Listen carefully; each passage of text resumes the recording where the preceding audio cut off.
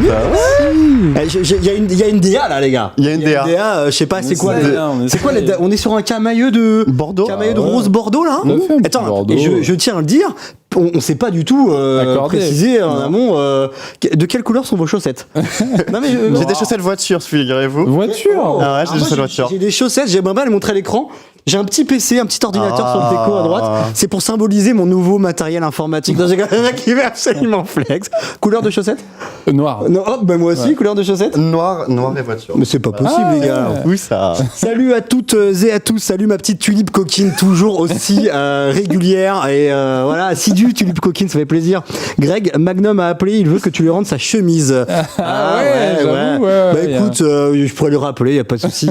Salut à toi mon petit Strup. Bonjour tout le monde, j'espère que vous allez bien. Bonsoir Toniki, comment ça va? Aujourd'hui, 9e émission survoltée de la saison 2024-2025. Déjà 9 les gars, ça va vite. Hein. Wow. Ouais, ça va. Comment ça va mon petit Vincent là, mon petit Impeccable, bordelais là. Ici là, de vous retrouver, ça faisait longtemps. Ça faisait longtemps. Bah si, tu étais venu il y a 2 semaines. Il y a 2 semaines, mais ça fait trop longtemps. 2 Oh. semaines, ça passe vite et pas Toi, vite. comment ça va mon petit Giba? Ah bah écoute, à fond. On est là. Toujours un plaisir d'être là. Bien remis de ton week-end, un week-end très sportif. Hein. Une petite course automobile pour le Giba. Exactement, avec un podium à la clé, donc on est content. Waouh. Il y aura des papiers qui vont sortir sur ça. Hein. Il y en aura plein. Ouais. Il y en aura plein. Ok. Oui, un peu de patience. C'est deuxième course que tu fais? Ouais, Deuxième fois, troisième. exactement. On est quand même, j'ai survolté. On est aware quoi. Mais on est là. Présente. On est bien. Hein. On est là. Je vais préciser un peu le sommaire de l'émission. On va commencer avec deux petites actus autour des Xiaomi électriques. Oui, Xiaomi maintenant fait des voitures électriques et on va en parler avec le bon Vincent. Et ensuite, on va parler recharge rapide avec JB. Imaginez peut-être des voitures qui se rechargent en moins de 10 minutes. C'est le sujet qu'on va aborder dans quelques instants. Et ensuite, on a un invité de marque, le vendeur automobile, youtubeur automobile, Nicolas Roland, qui sera avec nous pendant une belle partie d'émission. On aura un segment de 30 minutes dédié à Nicolas. Vous allez voir, c'est sympa. Il y a 3 interviews en une, assez rythmée, plus posée. On va parler de sa chaîne, on va parler de voitures évidemment. Et puis ensuite, on aura notre fameux format top ou flop. Alors, est-ce qu'on peut voir un petit peu les top et flop là? Regardez-moi ça là. Regardez Top Non. ou flop? un petit top. Vous connaissez le principe, 5 faits d'actualité, 5 choses autour de l'automobile. On se positionne, top ou flop, on en discute. Et puis pour terminer, dans le ludisme, un petit quiz. What the quiz, comme on l'appelle chez nous à Survolté. Tout simplement, ça nous fait un petit programme de 2 heures. Et à 20h pétante, on arrête parce qu'il y en a qui vont voir le match PSG-Brest après. C'est donc ça la raison. C'est ça la vraie raison. Je pensais qu'il avait une date. Je ne dirais pas qui. Hein. Écoutez, je vous propose de lancer tout de suite cette 9e émission avec notre fameux jingle.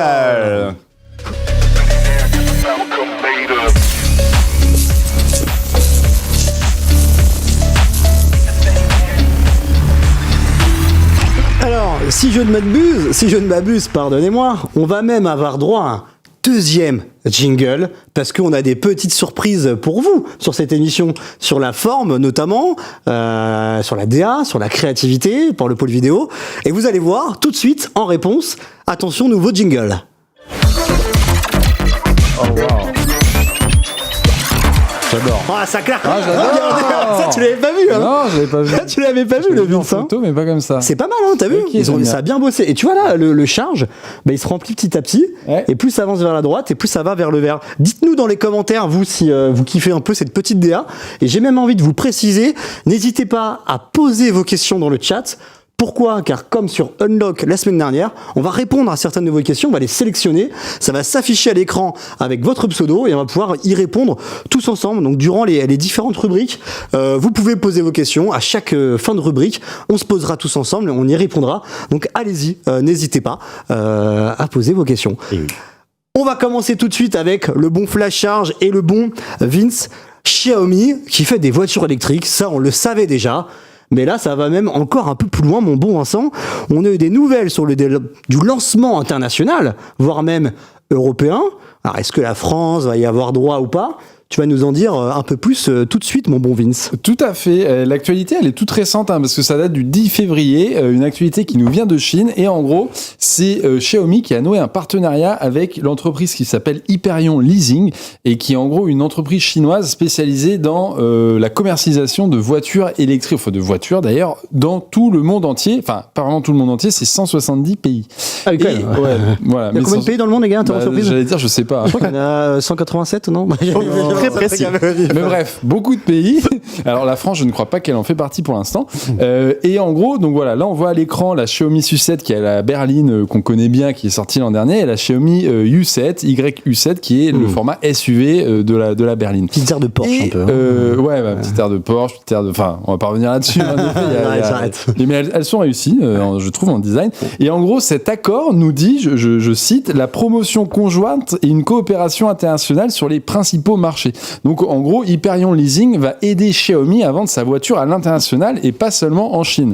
A priori, selon les rumeurs, il n'y a pas eu plus d'infos, mais selon les rumeurs, ça serait d'abord en Russie et sur les principaux marchés asiatiques avant de s'exporter vraiment en Europe, pourquoi pas aux États-Unis. Bon, ça va être un peu plus compliqué actuellement. Okay. Et là, ce qu'on voit à l'image, c'est justement le partenariat entre Xiaomi, il y a le logo en haut à droite, et Hyperion Leasing, qui en fait c'est Sinomac. C'est en chinois, ils ont souvent plusieurs noms, un nom européanisé, un nom un peu plus local, etc. Et là, on peut voir la Terre au milieu. Ça, c'est un visuel officiel. C'est pas nous qui l'avons fait. Ah bon? Donc vraiment, ça signifie vraiment voilà que Xiaomi part à la conquête du monde entier. Et pour l'instant, en Russie, d'ailleurs, il y a quelques Xiaomi U7 qui roulent déjà, mais par des importateurs pas officiels, on va dire, par les canaux un peu détournés. Alors, le monde, c'est bien, mais alors, quid de l'Europe? Moi, c'est ce qui m'intéresse. Oula, c'est ce qui m'intéresse un peu. Je sais pas, ma voix, elle part en sgeg, là. Est-ce que t'es ému? C'est ça. Qu'en est-il de l'Europe? Qui part dans du drap et tout. On va l'avoir. Est-ce qu'on va l'avoir en Europe? L'une, l'autre, les deux, comment on se situe sur ce point-là là? Alors, déjà, on peut faire un petit retour en arrière très rapide. C'est qu'au MWC en 2024, Xiaomi est venu avec sa sucette en Europe et c'est la première fois. Désolé, mais je rigole quand j'entends ce nom en termes de crédit. Désolé, Vince. Ouais, la SU7, je sais plus comment ils la disent en plus en chinois, j'avoue, je l'ai su. Disons sucette, allez, c'est rigolo. On était allé la visiter, l'usine, mais bref. Et là, ce que vous voyez, c'est une photo qui a été prise par Ulrich, si je dis pas de bêtises, au MWC à Barcelone. Et donc, on pouvait pas monter dedans, c'était juste pour montrer un peu la voiture, etc. Et ensuite, à Paris, ils sont venus avec 2 exemplaires de la Xiaomi U7 pour la montrer dans un showroom. Et on a même pu, nous, interviewer un YouTuber, un influenceur un peu, auto, ouais. même pas trop. Non, l'influenceur, c'était l'autre. Ouais, là, c'était un. Et là, un voilà mec, ce qu'on voit. Un Chinois, en gros, qui est venu jusqu'à Paris en Xiaomi U7 électrique, quoi. Au volant. Au volant, ouais. Et là, on voit, il y a une plaque russe et une plaque chinoise pour montrer aussi la proximité vraiment entre la Russie et la Chine et pourquoi ils commencent déjà à vendre en Russie. Lei Jun, le patron de Xiaomi, nous a dit qu'il voulait vendre ses voitures électriques dans le monde entier parce qu'il voulait les voir rouler dans le monde entier. Et en gros, il s'était fixé une deadline, c'est 2030. En mode, d'ici 2030, on va les vendre à l'étranger. Mais en fait, quand on voit ce partenariat, on se dit, en fait, ça sera avant 2030. Pour l'Europe, pour répondre à ta question, Greg, ça me paraît un peu prématuré de dire que ça va tout de suite arriver en Europe parce qu'il faut construire un réseau, faut construire un service après-vente et commercialisation, faut construire aussi l'adaptation au marché avec les langues sur l'infodivertissement, enfin ce genre de choses. Xiaomi c'est déjà faire parce qu'ils le font avec les smartphones, mais la Russie c'est quand même plus proche géographiquement, enfin voilà. Donc en Europe, en vrai, on sait pas encore. Ok, là tu parles de la U7 ou de la U7 exactement? Alors je parle de la U7, mais la U7 c'est un peu la même histoire finalement, parce que en gros, elle reprend la base de la U7. Ouais. On n'y arrivera pas. J'arrive pas, ce blaze me fume, désolé, mais ça me fume. Pardon, Vincent. Sauf si tu me regardes en disant sucette, je sais pas pourquoi je rigole, j'arrive pas à garder mon calme. La SU7 La SU7, mister En En fait, potentiellement, elles arriveraient peut-être en même temps en Europe parce que la YU7 va être commercialisée d'ici cet été en Chine, c'est-à-dire 1 an après la berline. Et potentiellement, imaginons, on a fait des paris avec Ulrich, on pense que, allez, d'ici 2028, peut-être on pourrait les avoir en Europe. Et en gros, d'ici 2028, on aura ces 2 modèles ainsi que peut-être d'autres modèles encore. Mais bref, tout ça pour dire que peut-être les 2 vont arriver en concession en même temps en Europe, quoi, sans qu'on ait de date. J'arrive pas à me retenir de Camomille. Une petite sucette, tout ça. Ce nom me fume, putain, désolé. Qu'est-ce que vous en pensez d'ailleurs dans le chat de ce nom Ouais, désolé. mais oui, C'est vrai pour que ou je crois contre que c'est la première fois qu'on en parle autant dans un live. de la sucette? Je pense que je suis fatigué aussi, il y a les nerfs qui lâchent et d'entendre ça me fume. C'est bon. c'est La bon. sucette, on la connaît bien. La U7, je vais l'appeler comme ça. Elle a quoi de particulier? Est-ce qu'il y a des choses qui se démarquent sur cette bagnole? Ouais, alors comme on peut le voir à l'écran, elle commence à tourner un petit peu en Chine. Là, on peut le voir, tu vois, c'est quelqu'un qui l'a pris en photo. Alors, ça doit être autour de Pékin, sûrement, puisque Xiaomi a son QG à Pékin. Et comme on peut le voir, bah, là, c'est plus une berline, c'est un SUV. Et en gros, on sait que les gens sont friands de SUV, même si avec les électriques, il y a un peu un retour en arrière, dans le sens où les berlines reviennent un peu sur le devant de la scène. Les gens sont quand même friands de SUV. Et en gros, bah, a priori, on n'a pas toutes les infos, mais ça serait la base de la SU7, enfin de la SU7, pardon, Greg, qui serait au format SUV. On n'a pas vu l'intérieur encore, mais on a quand même eu pas mal d'infos. JB, t'as écrit une actu ce matin ou hier, si je dis pas de bêtises, sur notamment les autonomies. Et en gros, ça irait jusqu'à 800 km d'autonomie, si je dis pas de bêtises, 820 km même, avec la très grande batterie de 101 kWh ou 101 kWh exactement, entre 2 tonnes 3 et 2 tonnes 4 selon les versions. C'est assez lourd parce qu'un modèle Y, c'est plutôt une tonne 9, 2 tonnes maximum. Donc, avec des batteries plus petites quand même. Avec des batteries plus petites pour la Tesla, en effet. Et ce qui nous fait dire que justement la Tesla Model Y restera devant la Xiaomi, je sais même plus l'appeler, tu vois, la U7 en termes de consommation, parce qu'il lui faut des batteries quand même plus grandes pour avoir une autonomie un peu supérieure. Tu vois. Elle a des batteries énormes quand même. Mais en fait, c'est les mêmes batteries que la SU7 en version vraiment très haut de gamme et avec beaucoup d'autonomie, puisque là, je fais un petit parallèle. La Tesla Model Y, c'est en effet 600 km d'autonomie environ, voire même plus d'ailleurs en Chine, parce que là c'est les chiffres européens, ça va être autour de 700, un peu moins. Donc voilà, mais avec une batterie en effet plus petite. Et attention, parce qu'elle est très très longue, elle fait 5 mètres, donc comme la SU7, en fait, la Model Y c'est 4,70 m, un Scénic c'est quoi, 4,50 m dans ces eaux-là, voilà. 5 mètres, donc c'est là, ça faire. 5 mètres, bah, normalement c'est ce qu'on appelle nous le segment E en Europe. Eux c'est le segment D en Chine, parce qu'ils ont un cran, ils sont décalés d'un cran. Pour eux c'est un peu plus petit, enfin visuellement en tout cas ils prennent pas ça pour un truc énorme. Et voilà, pour l'intérieur on imagine que ça se rapprochera de la SU7. Alors ça coûte forcément, c'est le nerf de la guerre, ça coûte combien une caisse comme ça? On a déjà des prix chinois, peut-être qu'on peut faire des équivalents en euros, alors attention aux taxes évidemment. Exactement, alors ça c'est la grande question, parce que pour l'instant on ne connaît pas le prix de la U7. En fait la U7 elle a été dévoilée un peu par Xiaomi, parce qu'il commençait à y avoir des fuites et ils se sont dit allez, on monte quelques photos, on fait patienter les gens, mais normalement on aura plus d'infos plus tard. Donc en gros là ce qu'on montre à l'écran c'est toutes les technos qu'il y a sur la berline haut de gamme, avec la grande batterie, la recharge 800 volts, les 800 km d'autonomie, etc. Ça c'est ce qu'on a quand on achète la Xiaomi SU7 à, je me l'étais écrit, 40 000 € en Chine. Sachant que hors la taxe, version, du coup, 40 000 €. Ouais, plus ou moins. En gros, si on devait donner un prix en euros en Europe, franchement, ça serait 60 000 au bas mot, voire plus. Voire 80 000, on n'aurait pas peur de donner le chiffre. Sachant que la SU7, elle commence à 28 000 en version bas de gamme, petite batterie et tout. Mais a priori, avec la U7, on n'aura pas de petite batterie. Donc, en fait, elle sera plus chère que la berline. Et c'est une proposition un peu plus haut de gamme dès le départ.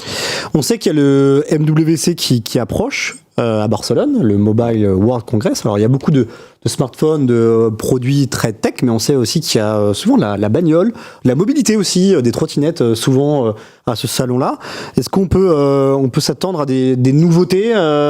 On sait que Lei Jun a communiqué un peu, a teasé même un peu ce qui allait se passer au MWC, si j'ai bien compris. Ouais, bah on a un petit visuel où on aperçoit le capot d'une voiture avec le logo en gros, et on s'est demandé quelle voiture ça allait être, parce que forcément ils ont montré une voiture MWC 2024.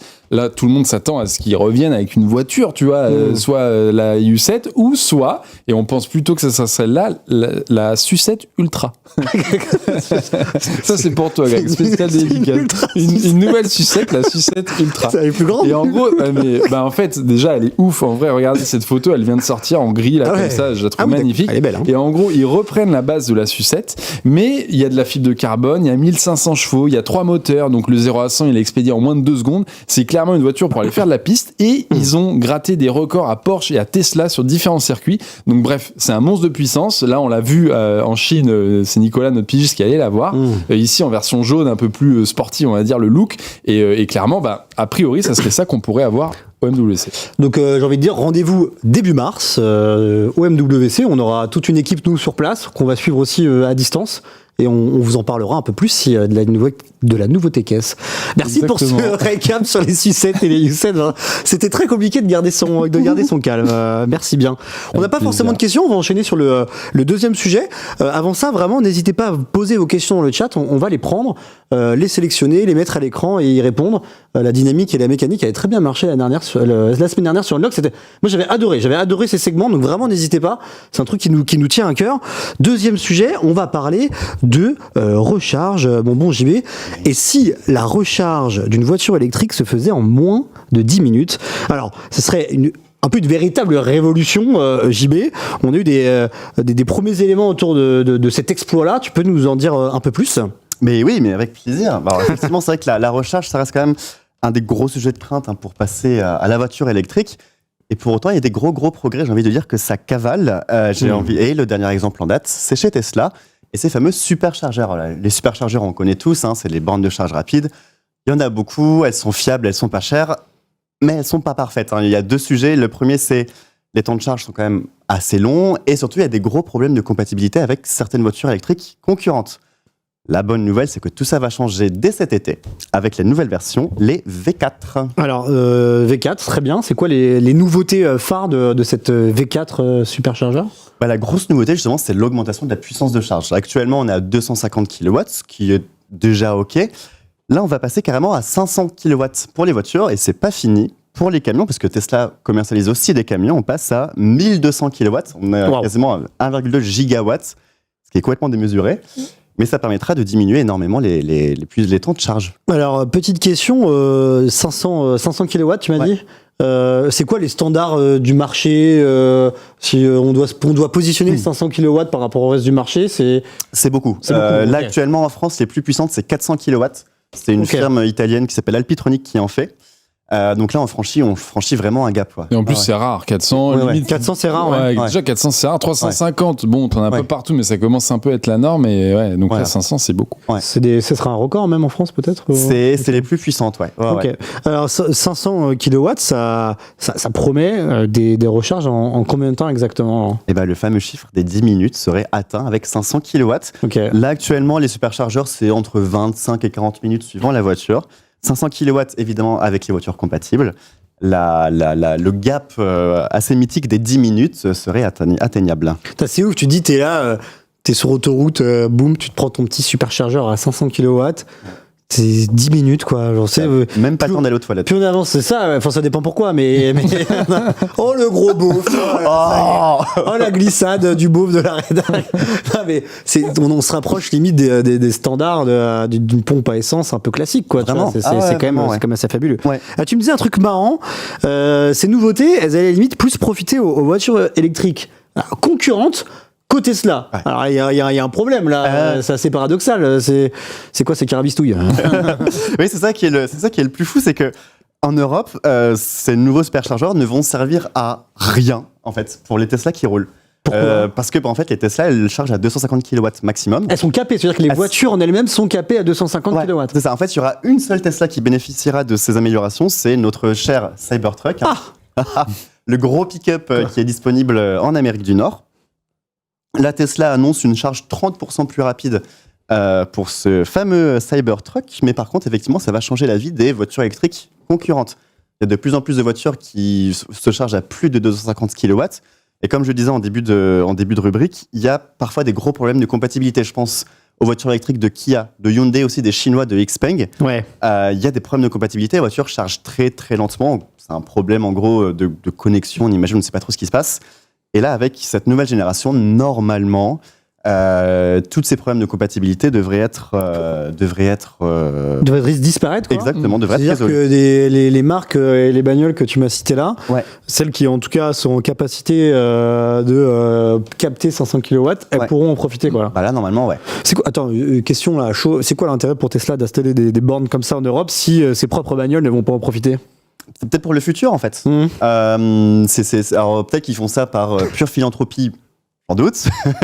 Mais encore une fois, le Cybertruck peut charger à plus de 250 kW et probablement que les prochaines Tesla bénéficieront des technologies du Cybertruck à des tarifs beaucoup plus Ouais, réduits. clairement. Et pour pouvoir vraiment profiter de la pleine puissance des superchargeurs. Et sachant que je crois que l'arrivée, c'est d'abord aux US de la V4 comme ça, et que l'Europe, pour l'instant, on n'a pas trop d'infos finalement. Et c'est possible qu'on passe après, quoi. C'est possible qu'on passe un Ouais. peu après. Effectivement, l'été, c'est pour les premières bornes aux États-Unis.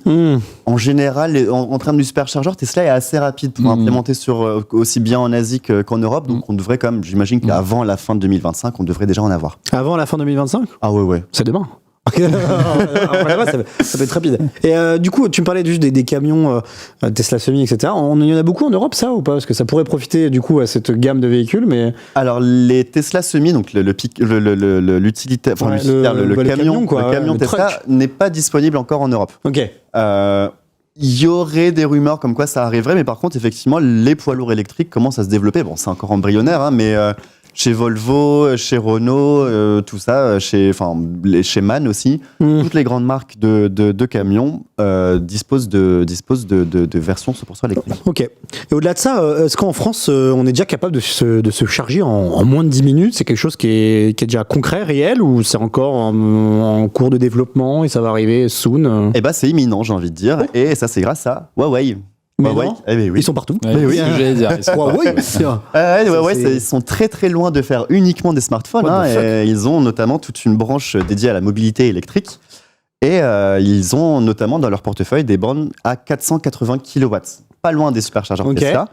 Mais ces 480 kW, elles existent déjà. Déjà en Europe, en Chine certes, mais en Europe, en Allemagne, en Italie, il y en a déjà plusieurs, Ok. en Espagne aussi. Et on a pu aller les voir il y a quelques mois. Ils nous ont promis une arrivée imminente En en France. France. Ok, on les avait vus où ces bornes ? C'était un salon qu'ils avaient organisé, voilà, donc vous avez vu à la porte de Versailles. Donc pour l'instant, elles sont Ok. pas encore implantées en France, mais normalement, ce serait imminent et ça aussi, donc ça permet des recharges en 10 à 15 minutes sur les voitures compatibles. Ok, du coup, est-ce qu'il y a des voitures capables de se recharger aussi vite ? On parle beaucoup de compatibilité, mais faut-il que la bagnole puisse encaisser ce genre de puissance ? Ça, c'est encore d'autres défis technologiques Et- auxquels on fait face, quoi. Bah ouais, tout à fait, effectivement, c'est bien d'avoir des bornes qui délivrent 500 kW, mais c'est mieux d'avoir des voitures qui sont capables. La bonne nouvelle, c'est que ça existe déjà. Il y a déjà des voitures dans les rues qui. On veut des noms, on veut Oui, des oui. noms. on veut des- Et ben j'en ai deux. Voilà, j'ai deux Ah. noms, figure-toi. La première, c'est la Li Auto Mega qu'on connaît sur Frandroid. Ah oui. Je dis ça parce que tiens, c'est Arnaud. Bonjour Arnaud. Quel beau gosse. On l'avait vu à Paris cet été. Il y avait une touriste chinoise qui était arrivée depuis chez elle à Paris au volant de sa Li Auto Mega. C'est un van électrique hyper luxueux, vraiment à l'intérieur, c'est première classe, on voit des sièges, des machins, c'est hyper cool. Ça se recharge de 10 à 80% en très précisément 10 minutes et 36 secondes. Alors, délire. on adore les chiffres. La mauvaise nouvelle, c'est qu'elle n'arrivera très très probablement jamais officiellement en France ou en Europe de manière générale. Mais j'ai une autre bonne nouvelle, c'est qu'il y aura une voiture qui va bientôt arriver, c'est la Zeekr 7X. Ah, Et oui, Zeekr, on en parle beaucoup sur France. Zeekr, Ouais. on en parle beaucoup. C'est une marque qui appartient au même groupe que Volvo, par exemple. Et donc, C'est voilà, Geely, c'est ça ? Geely ou Geely, j'ai jamais su Ok. comment on prononçait. Bref, cette voiture, elle est déjà en vente sur certains marchés européens. Je pense à l'Allemagne, aux pays d'Europe du Nord. Elle se recharge de 10 à 80% en 10 minutes aussi. Et surtout, vidéo à l'appui de 0 à 100%, donc une recharge complète en 22 minutes, ce qui est complètement fou. Ouais, ça c'est n'a assez dingue. jamais été fait. Donc voilà, donc c'est un concurrent du Tesla Model Y. Zeekr nous avait promis qu'ils arrivaient en Europe fin 2024. Bon, en France, fin 2024. À la bonne heure. On attend encore. Je vous cache pas qu'on n'a plus aucune Peu de nouvelle. nouvelles, blackout. Voilà. Mais j'ose imaginer que c'est toujours l'arrivée en France, c'est toujours dans les cartons et qu'on devrait profiter de cette belle voiture rapidement. Très bien. Écoute, merci mon bon JB pour ce recap. En tout cas, ça donne envie ça donne envie de se dire. On se projette vers quelque chose d'assez excitant technologiquement parlant et surtout en termes d'usage pour le consommateur final. Ouais, quoi. ça c'est fou. Ouais. Plus on va avancer dans le temps et plus les temps de charge vont diminuer et plus en fait ce delta, cet écart qu'on cite beaucoup avec un plein de d'essence classique ne sera plus un problème, ne sera même plus un sujet en fait. Ouais. Comment on va faire pour créer des émissions nous ? D'ailleurs, il n'y aura plus de sujet. Et surtout, ce qui est bien, c'est que c'est très concret, quoi. C'est pas des annonces de dans quelques années, machin. Ça, c'est la Zeekr, elle existe déjà. Les bornes Huawei, elles existent déjà. Ouais, Les les superchargeurs. superchargeurs. Non, qu'elle roule en plus. Hein. Ouais, Faut c'est le dire ça, aussi ouais. en Chine, ouais. Et Ah, ça ouais. marche et tout, quoi. C'est Ça pas marche. juste une techno qu'ils Ouais, annoncent. c'est prouvé. Il y a des consommateurs, des gens comme vous et moi qui l'ont et qui la rechargent en 10 minutes. Les superchargeurs, c'est pour cet été. Bref, on touche ça du doigt, quoi. Eh ben nickel chrome, merci mon bon JB. Écoutez les amis, on va passer à la suite de l'émission. Donc pour rappel, petit sommaire, il y aura un top ou flop d'ici une trentaine de minutes avec des prises de position éditoriales avec les personnes sur le plateau. Et à la fin, évidemment, un quiz, un espèce de double quiz, vous allez voir, ça va être assez rigolo. Mais avant ça, on accueille avec nous Nicolas Roland, alias le vendeur automobile, youtubeur automobile. C'est parti, jingle.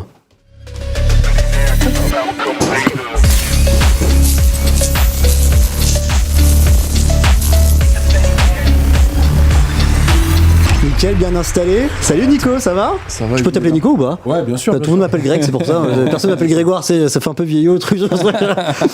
Bon, merci d'être avec nous, ça fait plaisir. Ben, merci à vous. Ouais, bienvenue. Nicolas, t'es l'un des youtubeurs auto les plus influents, clairement, sur YouTube et sur l'automobile. Ouais, il y en a des plus gros quand même. T'as quand même plus de 800 000 abonnés. Ouais. N'hésite pas à parler bien proche du micro. Comme ça te va? Ouais, c'est nickel. Okay. On va t'avoir avec nous durant une trentaine de minutes avec différents segments d'interview. Et forcément, la première question qu'on s'est tous posée, tu t'appelles le vendeur automobile. Ouais. Est-ce que du coup, avant, t'étais vraiment vendeur automobile en concession ou pas du tout? Pas du tout. Avant, je bossais en fonds d'investissement. J'étais directeur d'investissement.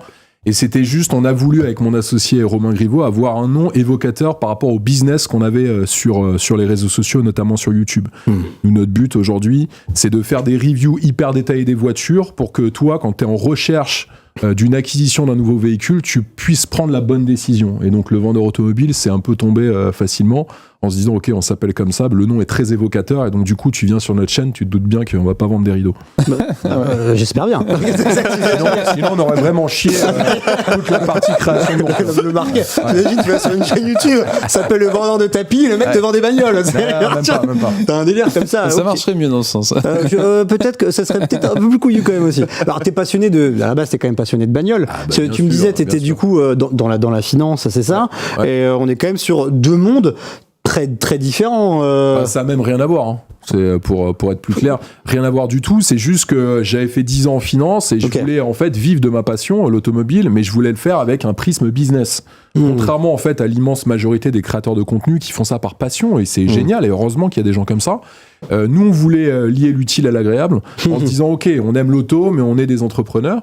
Et il faut absolument qu'on en fasse un business. Voilà. Okay. Donc c'est pour ça qu'on s'est lancé là-dedans. Parce que tu pensais que simple youtubeur automobile ne permet pas de vivre de ses propres moyens. Il n'y a pas assez de... C'est compliqué, en tout cas, tu as plusieurs revenus possibles. Bien sûr, tu as les revenus YouTube que tu peux avoir. Ouais, les pubs. On va dire que quand tu commences à gagner de l'argent, c'est que tu en investis.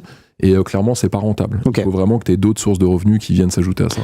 Ouais. Tu as créé ta chaîne il y a 6 ans. Ouais. C'est quoi le vrai switch qu'il y a eu de OK, c'est bon, je quitte tout, je quitte la finance, je plie mes bagages et je me lance dans une chaîne YouTube sur l'automobile avec, comme tu l'as dit, des reviews et autres. C'est quoi ce truc-là? C'était avant le Covid. On pourrait penser que le Covid a beaucoup eu de déclic chez beaucoup de personnes. Non, ouais, c'était avant le Covid. En fait, c'est assez simple. C'est comme quand tu lances n'importe quel type de business. Moi, j'ai plusieurs business aujourd'hui. Il faut que tu arrives à identifier un problème qui est dans un secteur d'activité, un segment de marché, et en fait, tu essayes de trouver une réponse à ce problème. Okay. Le problème qu'il y avait, c'était le suivant. En gros, tu n'avais pas sur Internet des reviews complètes qui te permettaient, au bout de 20, 25, 30 minutes, de dire « Ok, je connais tous les défauts, toutes les qualités d'une voiture, donc voilà maintenant la voiture que je vais acheter, quelle est ma prise de décision ?» Cette personne, elle va m'aider à le faire. Et donc, à partir de ce postulat, on s'est dit, OK, on va faire des reviews très complètes, hyper chiadées, argumentées, etc. pour que la personne se dise, OK, je vais prendre ma décision d'achat grâce à ce type de contenu. OK. Tout en restant objectif sur le véhicule. T'es obligé. Tu peux défoncer des véhicules comme nous on le fait sur Volté, quoi. Ouais, bien sûr. Et nous, on refuse, ça nous est déjà arrivé de refuser des opérations de communication payées par des constructeurs parce qu'en fait, il n'y avait pas d'intérêt pour eux, quoi. En gros, ils allaient nous payer pour qu'on les déboîte. Donc, il n'y a pas d'intérêt avec ça. Ouais. Et est-ce que tu as une problématique, tu vois, parce que c'est pas la même cible, tu vois, les acheteurs de voitures neuves, souvent, ils ont 55, 60 ans en moyenne, un truc comme ça. Du coup, sur YouTube, tu as une cible qui est beaucoup plus jeune. Et est-ce que ça, c'était pas trop une problématique, tu vois, pour toi de... Non, parce qu'en fait, c'est dans la manière que tu as de présenter le produit que tu vas créer ton ciblage. Donc, en gros, si tu fais du contenu assez sérieux, assez argumenté, assez analysé et préparé, tu vas toucher une cible d'autant plus âgée. Et forcément, tu vas, par rapport à d'autres créateurs de contenu, par exemple GMK qui fait un contenu incroyable, qui est le premier créateur de contenu français, tu vois, c'est fou ce qu'il fait en audience. GMK, avec son contenu autour du divertissement, il va plus toucher des cibles jeunes que moi, avec un contenu, on va dire, plus polissé et sérieux, où là, je vais clairement m'adresser à des gens qui vont avoir entre 35 et 50 ans en moyenne sur la chaîne. Ok. Ouais, c'est comme ça que ça se fait. Et comment t'as... Je suis abonné à ta chaîne depuis quelques temps, j'ai maté un peu tes vidéos, tout ça, et je vois aussi qu'il y a beaucoup plus de reviews sur des voitures électriques. Comment t'as vécu l'arrivée un peu, le boom de la voiture électrique sur ces 5 dernières années?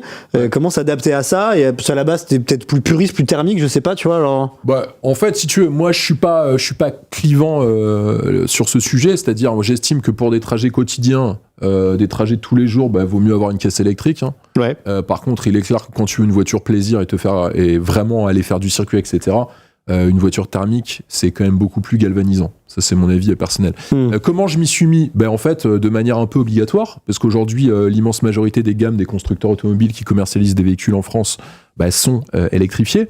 Donc, on est un petit peu obligé de s'y mettre. Moi, je trouve ça plutôt pas mal dans beaucoup de segments de marché, notamment pour des délits, de se mettre à l'électrique, encore une fois. Et après, comment s'y mettre? C'est assez simple, en fait. Il faut s'intéresser aux réseaux, aux infrastructures de recharge, aux gammes qui évoluent des constructeurs auto. Et en fait, aujourd'hui, on s'en rend compte dans le marché automobile actuel, même si y a un petit regain qui est en train d'arriver sur le thermique, force est de constater que l'électrique, pour beaucoup de trajets quotidiens, c'est quand même pas mal. Nous, on écrit beaucoup sur Volté, sur un peu ce retour en arrière des constructeurs. Je sais pas, on a qui en tête? On peut citer qui? Beaucoup. Porsche, Volkswagen, tout le groupe Volkswagen de façon générale, Ford, il y a beaucoup de... Pourquoi ils font ça? On peut rappeler un peu le contexte? Stagnation des ventes de voitures électriques en Europe, pour plein de raisons différentes, des suppressions de bonus un peu à droite à gauche, aussi des voitures qui sont très peu concurrentielles par rapport à ce qui se passe en Chine, et en Chine ils sont éclatés par tous les concurrents. Et puis je pense aussi, tu as un surstockage aussi de beaucoup de véhicules neufs, et ils sont obligés de répondre à ça. Donc, quand tu surstockes, ça veut dire que tu ne vends pas. Et donc, tout constructeur automobile, ça reste des entreprises. Et ils se doivent de générer des marges, ils se doivent de payer leurs équipes. Et aujourd'hui, tu vois, un constructeur comme Porsche, ils ont sorti des voitures électriques qui sont incroyables, mais en fait, qui ne répondent pas encore de manière large aux besoins des clients. Je te prends l'exemple du Macan, qui est une caisse incroyable. Le Macan, moi j'ai essayé, c'est vraiment de la bombe atomique, mais pour autant, moi, je trouve ça pertinent, mais il y a plein de gens, en tout cas les acheteurs Porsche, ne trouvent pas ça assez pertinent pour être prêts à faire un chèque de 130 000 €. Et du coup, ils se disent, ok, on était en 100% électrique sur cette plateforme du nouveau Macan, mais maintenant, on va la mettre en hybride et peut-être en thermique sur certains modèles exclusifs et performants.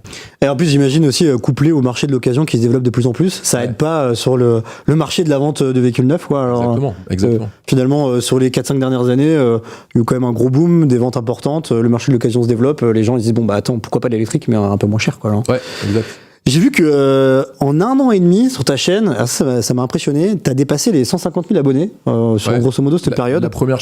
Les 2 premières années, tu veux dire? Ouais, sur les 2 premières années, c'est quand même une ascension assez folle. Ouais. Je voudrais que tu me racontes un peu comment tu as vécu le truc et comment ça s'est passé, qu'est-ce que tu as mis en place. C'est un phénomène quand même assez fort, quoi. Alors, en fait, c'est simple, c'est une stratégie de contenu. En gros, sur les réseaux sociaux, ça, je fais beaucoup de conférences pour Google, pour YouTube, pour aussi le groupe Meta. T'as que 4 typologies de contenu qui sont pris en compte par les réseaux sociaux. Donc le premier, c'est la fascination. Je sors des trucs je présente une caisse hyper rare, etc. Ça marche. La nouveauté. Je présente la toute dernière Porsche 911 avant tout le monde, ça va cartonner. La troisième, c'est le divertissement. Bien sûr, qui va, en fait, c'est l'immense majorité des contenus que tu peux trouver. Et puis le quatrième type de contenu, c'est bien sûr l'informatif. Je t'explique comment marche un moteur électrique. Ça fonctionne. Et donc, une fois que, si tu veux, j'avais vu ce qui fonctionnait, moi, je me suis dit, je vais me positionner dans un peu la fascination, mais surtout les nouveautés. Donc, j'ai essayé d'avoir les nouveautés avant tout le monde. Et des nouveautés comme le Rolls Cullinan, qui est un modèle qui a lancé ma chaîne.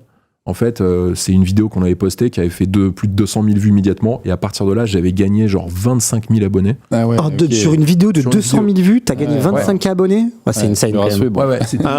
C'était ouf. Et en fait, à partir de là, ça a lancé la chaîne. Et j'avais aussi fait des vidéos avec Akram à l'époque. Et Akram il le sait, je lui en ai déjà parlé à plusieurs reprises. C'est vraiment lui. Un jour, je fais une vidéo avec lui. J'avais 4000 abonnés. Le lendemain, j'en avais 7500. C'est dingue. Il avait été hyper sympa. Il avait dit à sa commu, maintenant, les gars, faut vous abonner et tout. Et puis, ça s'arrêtait pas, en fait. Et je voyais plein de gens qui s'abonnaient grâce à Akram. Donc, en gros, c'est stratégie j'avais fait un cross avec un autre créateur. Et en plus de ça, stratégie pour mettre en avant de la nouveauté. Et ça avait cartonné. Trop bien. Ok, ouais, je sais pas si on a fait ça nous sur Frandroid 200 000 en 2 ans. On a quand même plus de 500 000, pas déconnant. Mais tu vois qu'au bout d'un moment, tu passes un peu tu passes le cap, ok, mais au bout d'un moment, c'est doucement, quoi. C'est lent, c'est un travail de longue haleine, etc. C'est quoi ton rythme de publication C'est entre 1 et 2 vidéos par semaine sur YouTube, et après, c'est tous les jours sur Instagram et TikTok. Ok, ouais, bah les réseaux sociaux, j'imagine que t'extrais des bouts de vidéos que tu remets après. Ou tu fais de la création pure. On fait de la création pure. Ouais, on fait de la création pure. Tu me disais, vous étiez quand même une dizaine dans la boîte. Enfin, il y a une vraie entreprise derrière, quoi. C'est ça qui est ouf, quoi. En fait, le délire, c'est que tu vois les gens sur YouTube, je me permets juste, et tu vois juste la personne qui incarne la chaîne YouTube. Et parfois, tu te rends pas compte que derrière, il y a toute une équipe, quoi. C'est ça qui est intéressant aussi. On est 12 sur la partie média et sur la partie formation, parce que je fais aussi des formations. Je forme les vendeurs en concession à l'augmentation de la performance commerciale. Et là, on est un peu plus d'une vingtaine. Ouais. Ok, il y a quand même du monde. Ouais, bien sûr. C'était quoi les gros défis sur la chaîne Le Vendeur Automobile?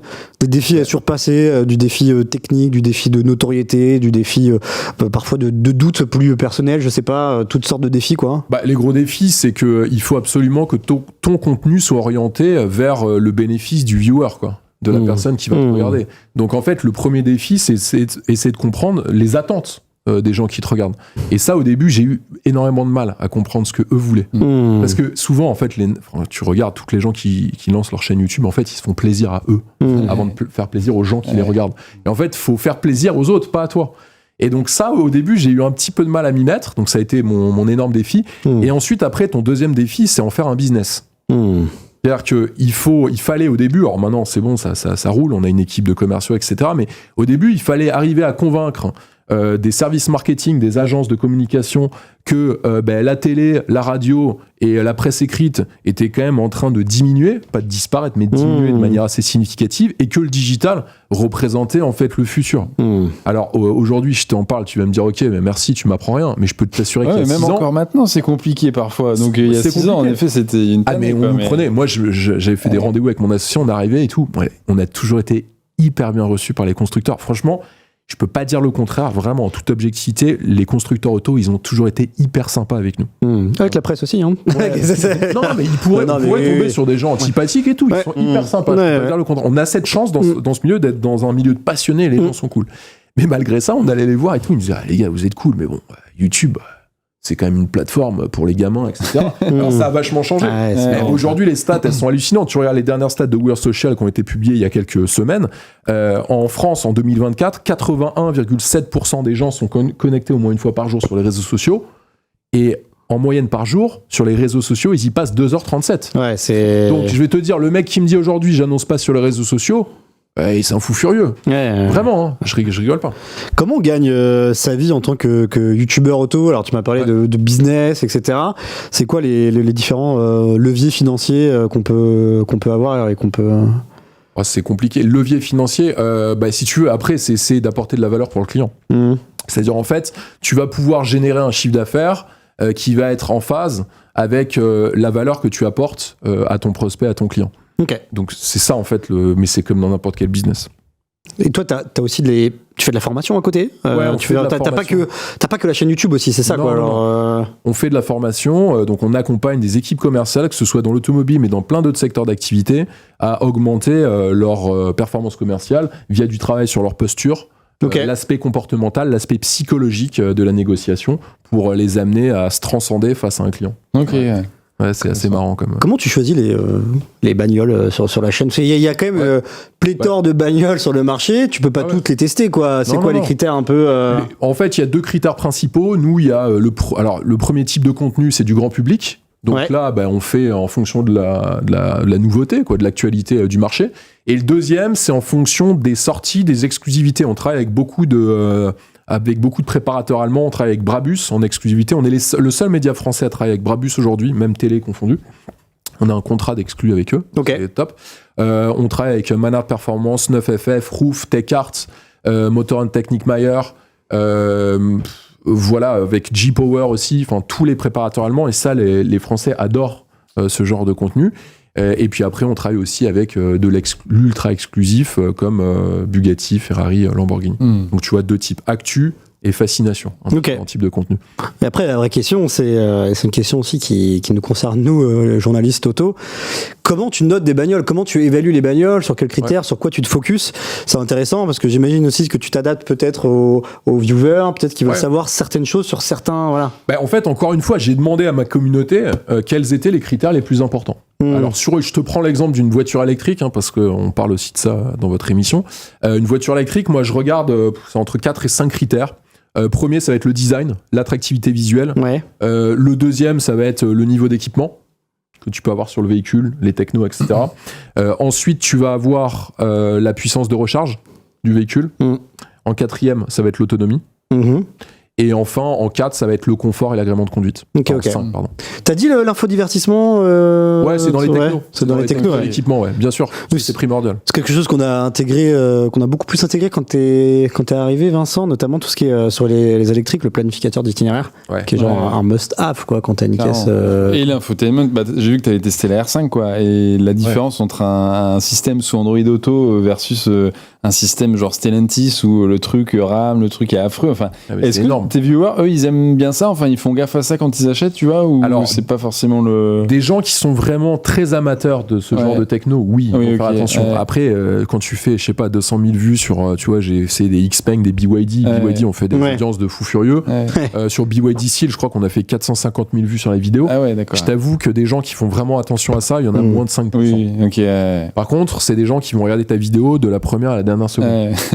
Donc voilà, et après il y a plein d'applications aujourd'hui qui existent pour t'aider justement dans tes itinéraires si tu souhaites aller loin en voiture électrique. Alors il y a Benny qui, si je fais scène là normalement, il y a Benny qui nous dit, alors pas forcément d'accord avec l'intervenant, je vais sur YouTube pour avoir un autre avis, pas un avis mainstream que tout le monde veut. Alors je sais pas si c'est totalement ce qu'on a dit là non plus. Ouais, c'est pas très clair Benny. Du coup tu penses que quoi, c'est-à-dire que tu penses que les gens qui vont sur ta chaîne c'est pour avoir un avis mainstream ou c'est pour avoir plutôt un avis perso, un avis très subjectif d'une personne qui se connaît très bien en automobile. C'est peut-être un peu ça la finalité de la question. Moi, c'est pas un avis mainstream parce qu'il y a un peu de. Enfin, moi, je peux être clivant sur certaines approches, notamment sur le design. Si j'aime pas une voiture sur le design, je vais le dire, je vais expliquer pourquoi. Donc, moi, c'est pas du tout un avis mainstream. Je donne l'avis de quelqu'un qui teste beaucoup de voitures et qui du coup a un recul, on va dire, assez précis sur son analyse d'un essai d'un nouveau véhicule. Et ce qui est drôle d'ailleurs sur le design, c'est intéressant en tout cas ce qu'il dit. Carrément, et sur le design, moi ce qui m'avait choqué, c'est qu'en effet c'est le critère numéro 1 d'achat d'une voiture en Europe ou en France, je sais pas, c'était quoi l'étude. Et pour moi je me disais, c'est drôle parce que tu vois, il y a beaucoup de Dacia qui se vendent, il y a beaucoup de Clio qui se vendent et tout. Je me disais, une voiture pour la plupart des gens c'est utilitaire. Et en fait non, le côté design c'est le plus... Donc tu confirmes. Tu le vois, bien sûr, je vais te prendre un exemple, Land Rover. Land Rover qui aujourd'hui, moi je suis client chez eux. Aujourd'hui, ils sont malheureusement assez attaqués sur la fiabilité de leur modèle, bien qu'ils aient fait des énormes efforts ces derniers mois. Pour autant, ils ont aucun mal à vendre. On en parlait juste avant, Nico. Autre remarque de Schtroumpf, les gens regardent plus la télé, ils regardent YouTube, Twitch. C'est assez marrant, c'est une discussion qu'on avait eue juste avant l'émission là. J'avais fait un sondage sur mon Instagram, c'est marrant ça comme réflexion, on me la sort souvent. J'avais fait un sondage sur mon Insta et j'avais eu 27 800 personnes qui avaient répondu à la question suivante: est-ce que vous continuez à regarder du contenu télé pour prendre vos décisions d'achat automobile et même pour le plaisir? Et en fait, on avait 94% dans ma communauté qui disaient que non, ils continuaient pas, ils préféraient aller sur YouTube, Instagram, etc. Alors, vous allez me dire, ok, je l'ai fait sur Instagram, donc à la base c'est un petit peu pipé comme truc, mais c'est intéressant. Et aujourd'hui, de toute façon, on le voit dans les usages. Est-ce que là, on est que 4? Je sais pas quel âge vous avez. 62 ans. Tu ne sais pas. Par exemple, aujourd'hui, autour de la table, est-ce que l'un d'entre vous regarde la télé plus d'1 heure par jour? Non. Non, je n'ai plus de télé chez moi. Avis aux annonceurs, si vous regardez cette émission, on est là. Je n'ai plus de télé chez moi et c'est vrai que ça reste une remarque intéressante. Est-ce qu'il y a une voiture qui t'a totalement surpris, en bien ou en mal, lors d'un essai, Nico? Ouais, bien sûr. Après, il y a plein de voitures, surtout des voitures de préparateurs. Les Allemands sont les spécialistes dans le monde de ça. Et la marque qui, d'ailleurs, je suis pas le seul à essayer des bagnoles qui a vraiment marqué mes esprits, c'était une Porsche 9FF préparée par 9FF. Donc c'était une Porsche 997 turbo dans laquelle ils avaient installé un turbo hybride. Elle sortait 1375 chevaux avec du super éthanol. Et là, je crois qu'on a même des images. Ça c'était une 306 T16. Ouais, c'est une autre bagnole aussi. C'est une autre bagnole. Alors je vais te parler de ça. Ça c'est un essai que j'ai fait. Donc c'est un mec, Louis Drone, qui est un pote, qui est un mec excellent au volant, très bon pilote. Il est tellement fort, et c'est pas pipé ça. Il est tellement fort en rallye, le mec, qu'il fait de la conduite à vue. Donc en gros, si tu veux être copilote pour ce mec-là, bah, tu payes, tu te mets à droite, tu prends ton téléphone, t'allumes et tu filmes. Okay. Il s'en fout que tu lui donnes les notes, quoi, tu vois. Ah ouais, d'accord. Et le mec m'a dit, viens dans le sud, on va se marrer et tout. Et c'est un mec hyper sympa, Louis, et qui est très doué au volant. D'ailleurs, si on regarde l'émission, je lui fais un bisou. Et en fait, on a fait l'essai et il a roulé à tombeau ouvert, bien sûr, sur route fermée, hein, bien évidemment. Et ça, c'était vraiment hallucinant en termes de sensation. Tu roules à 230 sur des routes où normalement tu roules en vélo. C'est un délire. Mais j'ai vu les petites routes là, ce que j'aurais pu faire pendant la Loire à vélo l'année dernière. Quoi. Alors... Fais attention la prochaine. T'imagines, tu vois une caisse débarquer, tu vois le truc sauter au-dessus de toi, tu sais. Si tu vois lui arriver, jette-toi dans le bas-côté. Alors rassure-moi, c'était balisé la zone et tout. Ouais, parce que t'imagines, tu vois une bagnole cassée. Je sais qu'on a des images aussi de la Porsche. Ouais, de la 9FF. Je sais que toi, t'es un grand fan de Porsche aussi. Ouais, et c'était là, qu'est-ce qui t'avait ça, c'est une Porsche 9FF, donc 997 turbo avec un turbo hybride qui est entièrement préparé et qui doit peser à peu près, je sais pas, 1230 kg, avec 1375 chevaux. C'est une boîte méca. Et en fait, j'avais fait un premier run le matin, j'étais monté à 359 km/h sur Autobahn. Ah la vache. Et en fait, j'ai passé entre la 5 et la 6e, j'étais à 294 km/h en 5, et quand j'ai passé la 6, j'ai embrayé. J'enfonce la pédale, je la relâche, j'accélère à fond. En fait, j'ai été propulsé au fond de mon siège. J'étais à 294 km/h. Et le compteur de vitesse, il continue à accélérer. C'était tellement fort, j'avais du mal à tenir le volant. Et en fait, j'atteins 359 compteurs. Et j'avais pas... c'était le premier run, on n'avait pas mis de GoPro à ce moment-là. J'ai filmé 318 km/h. Malheureusement, j'ai pas eu les 359. Et en fait...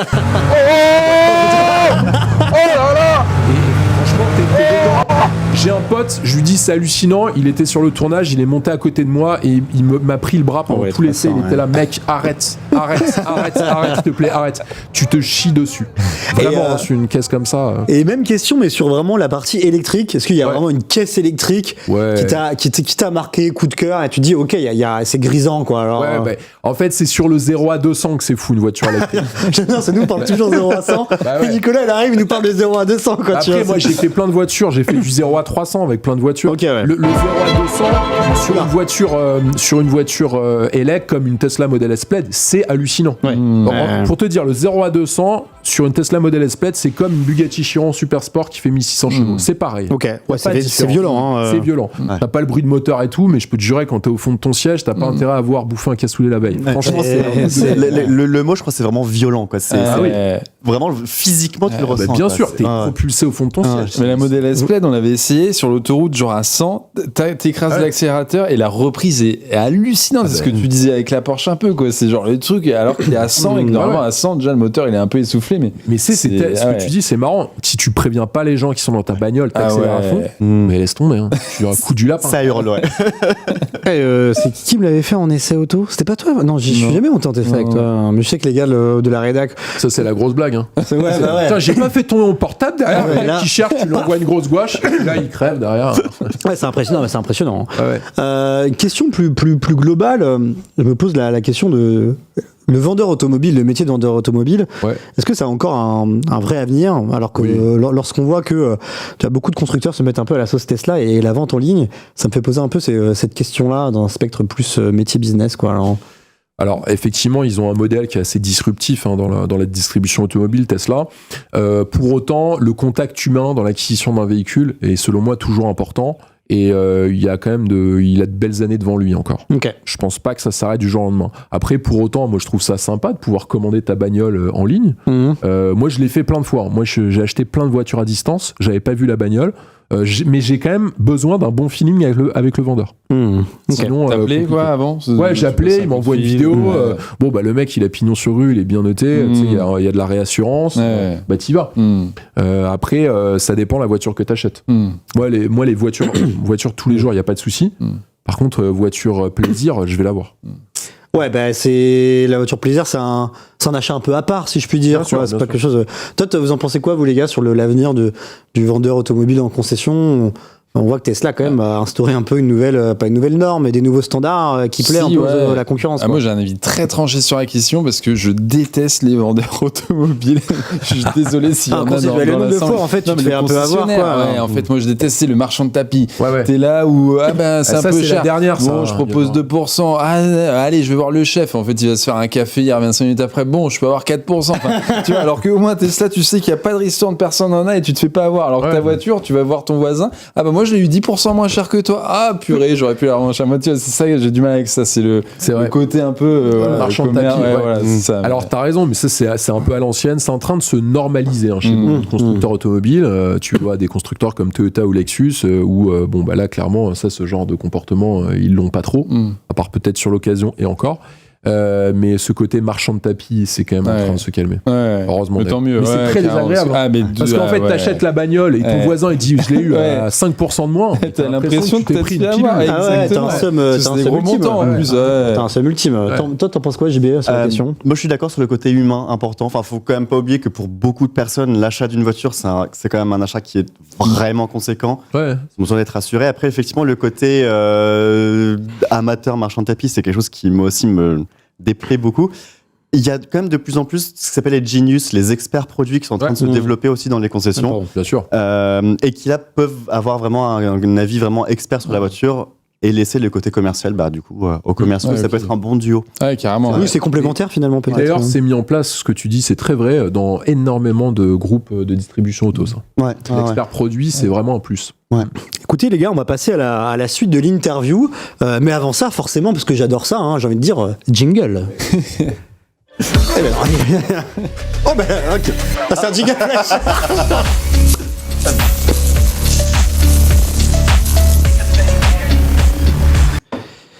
Alors, on va passer à l'interview. Alors, je sais pas pourquoi c'est flash charge derrière, mais c'est pas très grave. On va passer à l'interview tête à queue. Alors, le principe, il est très simple. Je vais te poser une série de questions, Nicolas. Okay. Tu devras y répondre le plus rapidement possible dans un temps imparti d'1 minute. Attention, tu n'as le droit qu'à 2 choix de réponse, oui ou non. D'une minute par question. Alors, c'est le plus de questions possible en 1 minute. Okay. Normalement, on a une petite DA pour ça. Alors, si je redis jingle, peut-être que Naël, tu vas balancer la... Ah non. Ok, je lance 3, 2, 1, c'est vrai. J'ai complètement oublié ma répétition de tout à l'heure. Je vais refaire le lancement. On va partir sur l'interview en tête à queue. Alors, le principe, il est très simple. Nicolas, je vais te poser une série de questions. Tu devras y répondre le plus rapidement possible dans un temps imparti d'1 minute. Jusque-là, c'est très simple. Attention, tu n'as le droit qu'à 2 choix de réponse. Oui ou non. Alors, c'est parti dans 3, 2, 1. C'est parti. La fin des voitures thermiques en 2035 est une bonne chose. Non. Les voitures électriques peuvent procurer du plaisir. Oui. As-tu déjà roulé à plus de 300 km/h au volant d'une voiture? Oui. L'industrie automobile va dans le bon sens. Non. Une voiture moche peut être attachante. Oui. Si tu devais choisir entre une supercar électrique et une thermique, prendrais-tu l'électrique? Non. As-tu déjà regretté un achat automobile? Non. La limitation à 50 km/h du périph' parisien est une bonne chose. Non. As-tu déjà eu un accident en testant une voiture? Oui. Avoir une voix grave comme celle du voteur automobile, ça aide pour booster sa chaîne YouTube. Oui. As-tu déjà eu peur en conduisant une voiture? Oui. Il y a vraiment trop de SUV en France. Oui. Le luxe, c'est cool. Non. La moto procure un sentiment de liberté encore plus unique que la voiture. Oui. Porsche est la plus belle marque du monde. Oui. Et enfin, l'automobile, c'était mieux avant. Oui. Allez, joli. Oh putain, on est bien là, les gars. Tac, tac, tac. Tu m'as fait douter sur ces 3 questions. C'est pas mal. C'était cool, en vrai. Ouais, très sympa. La dernière fois, on l'avait fait avec Maxime Fontanier. Ouais, je vois, mais pas exactement. Ouais. Mais pas dans le même format, c'était un choix de réponse plus libre. Mais du coup, c'est vrai que c'était un peu long, etc. Et là, d'avoir un truc oui, non, très marqué, c'est quand même pas mal. Tu dis, l'industrie automobile va dans le bon sens, t'avais répondu quoi? J'ai répondu non, parce que en fait, selon moi, l'industrie automobile, elle doit faire du multiplateforme. Ok. Pour les raisons suivantes. En fait, si tu veux, dans tout marché, les produits, les services qui sont proposés à des consommateurs, ils doivent répondre aux besoins des consommateurs. Quand par exemple, je vois des voitures routières qui sont proposées à des gros rouleurs en full électrique, c'est selon moi pas toujours adapté. Je dis bien pas toujours. Tu peux être un énorme rouleur en faisant du 150-200 km par jour entre ton travail et ton domicile, ça c'est facile. Par contre demain, moi j'ai cette problématique dans mon métier, je vais faire un tournage à Stuttgart. Le lendemain, on me dit, ok, mais tiens, il y a un truc, faut que tu ailles à Düsseldorf. Mais à Düsseldorf, on sait pas vraiment où on va être. En électrique, je peux pas le faire. J'ai essayé de le faire plusieurs fois. Et pourtant, je suis à fond sur, j'adore la tech, je suis un peu geek, tu vois. Donc, j'adore les applis et tout, ça me fait kiffer. Mais pour autant, c'est compliqué. Donc, le multiplateforme est, selon moi, l'avenir de l'automobile. L'électrique, oui. Moi, je trouve ça vraiment génial pour des trajets quotidiens. C'est de la bombe atomique. Je vois pas l'intérêt, par exemple, d'avoir une petite R5 thermique. Okay. Je trouve ça génial de l'avoir en élec. Pareil pour, tu vois, un gros monospace avec des petits trajets et tout, c'est vraiment génial. Après, il y a aussi de l'hybride rechargeable avec des grosses batteries, ça peut être intéressant. Et pour des voitures de sport, bien évidemment, des moteurs thermiques qui peuvent utiliser de l'hybride rechargeable avec de l'essence synthétique ou de l'essence synthétique pure, ou sinon de l'hybride rechargeable avec de l'éthanol. Okay. Ça, c'est vertueux. Et ça, du coup, ça répond aussi à ta réponse à oui sur la fin des voitures thermiques en 2035 est une bonne chose. Non, tu as répondu non à ça. J'ai répondu non, ouais. C'est un écho à ça. Ouais, c'est un écho à ça. Moi, je suis pas fermé du tout à l'électrique, bien au contraire. Je trouve ça top sur plein de types de voitures. Mais il y a des types de voitures. Par exemple, une voiture de sport. Bah, regarde, Porsche, ils ont voulu sortir le Cayman et le Boxster en full électrique. Ils ont demandé à leurs clients. Les clients, ils leur ont dit, les gars, ciao. Bugatti, j'étais au téléphone avec le président de Bugatti la semaine dernière, Christophe Piochon, et je lui ai demandé, les Bugatti vont être électriques. Il me dit, le problème, c'est que les clients, ils veulent pas trop. Après, ils n'auront pas le choix, non? À terme 2035, c'est une finalité législative. C'est en train de switcher. C'est en train de switcher. Est-ce que tu as testé la Lucid Air Pas encore. Ok, parce qu'ils viennent de sortir la version avec 960 km WLTP, avec la recharge rapide. Donc là, ça commence un peu à causer. Quand tu disais, tu as des longs trajets en Allemagne, machin. Là, ça peut être sympa. Quoi. Ouais, ça peut être génial. Mais tu vois, par exemple, moi, j'ai testé là, il y a 2 semaines et demie à Chamonix le Classe G électrique. J'ai adoré.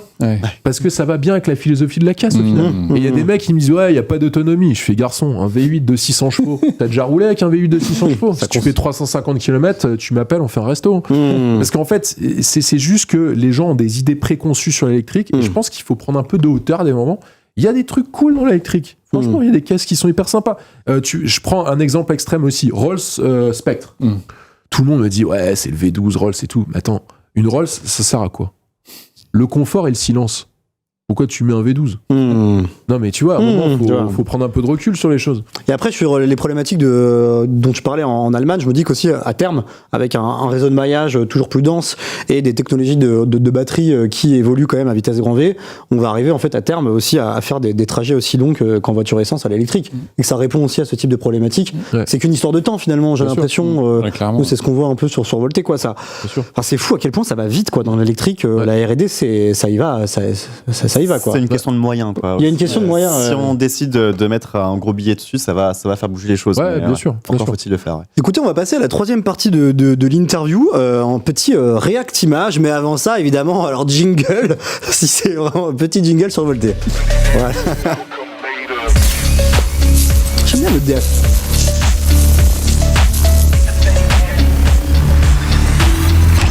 Nicolas, on va faire un react image. On a sélectionné 3 images plus ou moins récentes de toi et on va pouvoir du coup commenter tout ça. On va te les montrer avec la première image. Ça, alors ça, tu te rappelles de ce que c'est c'était une des toutes premières vidéos de la chaîne. Ta première 2018, ouais, je crois. C'est le premier essai de ta chaîne. C'était un X2, 192 chevaux si je me trompe pas.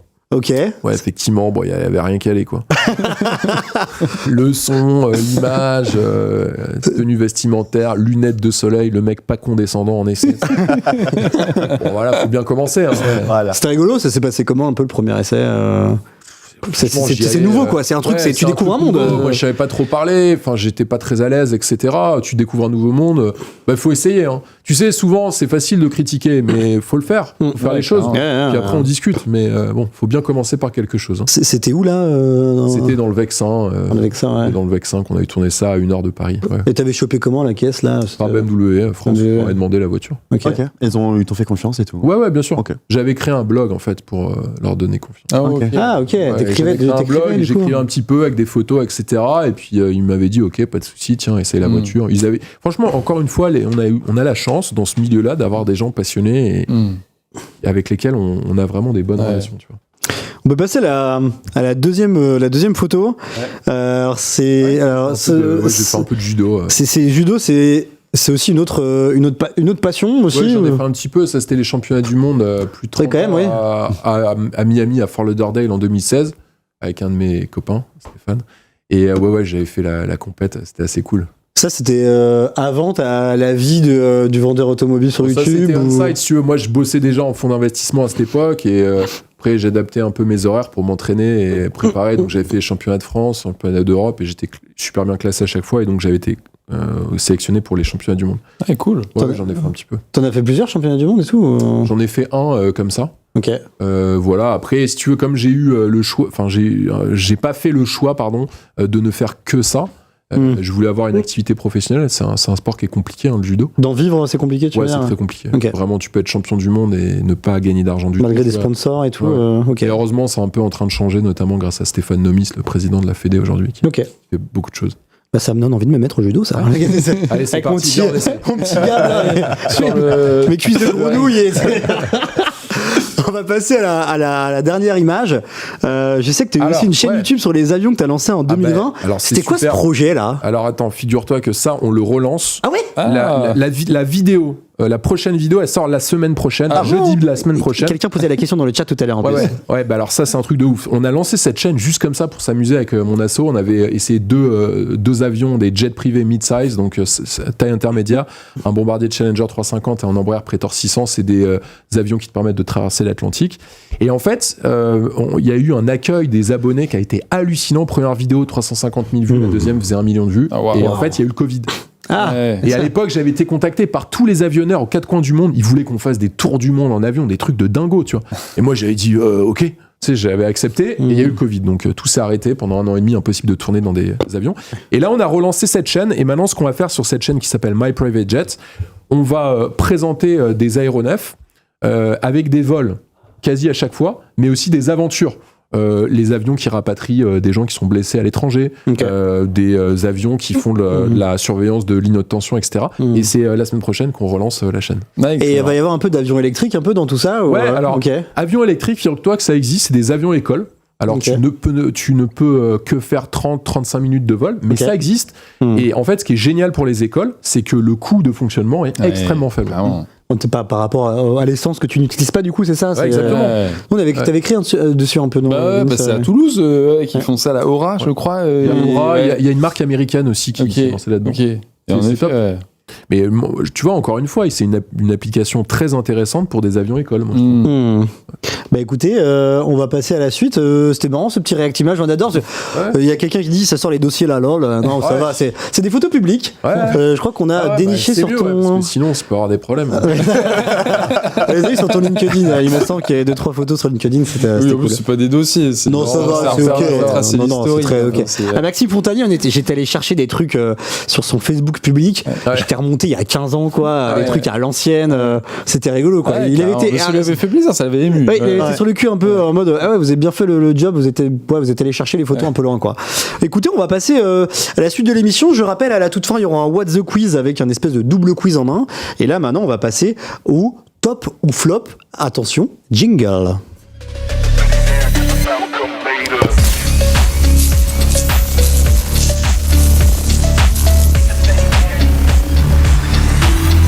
Top ou flop, le principe est très très simple. On va parler de faits d'actualité, de produits, de grandes choses dans la voiture électrique.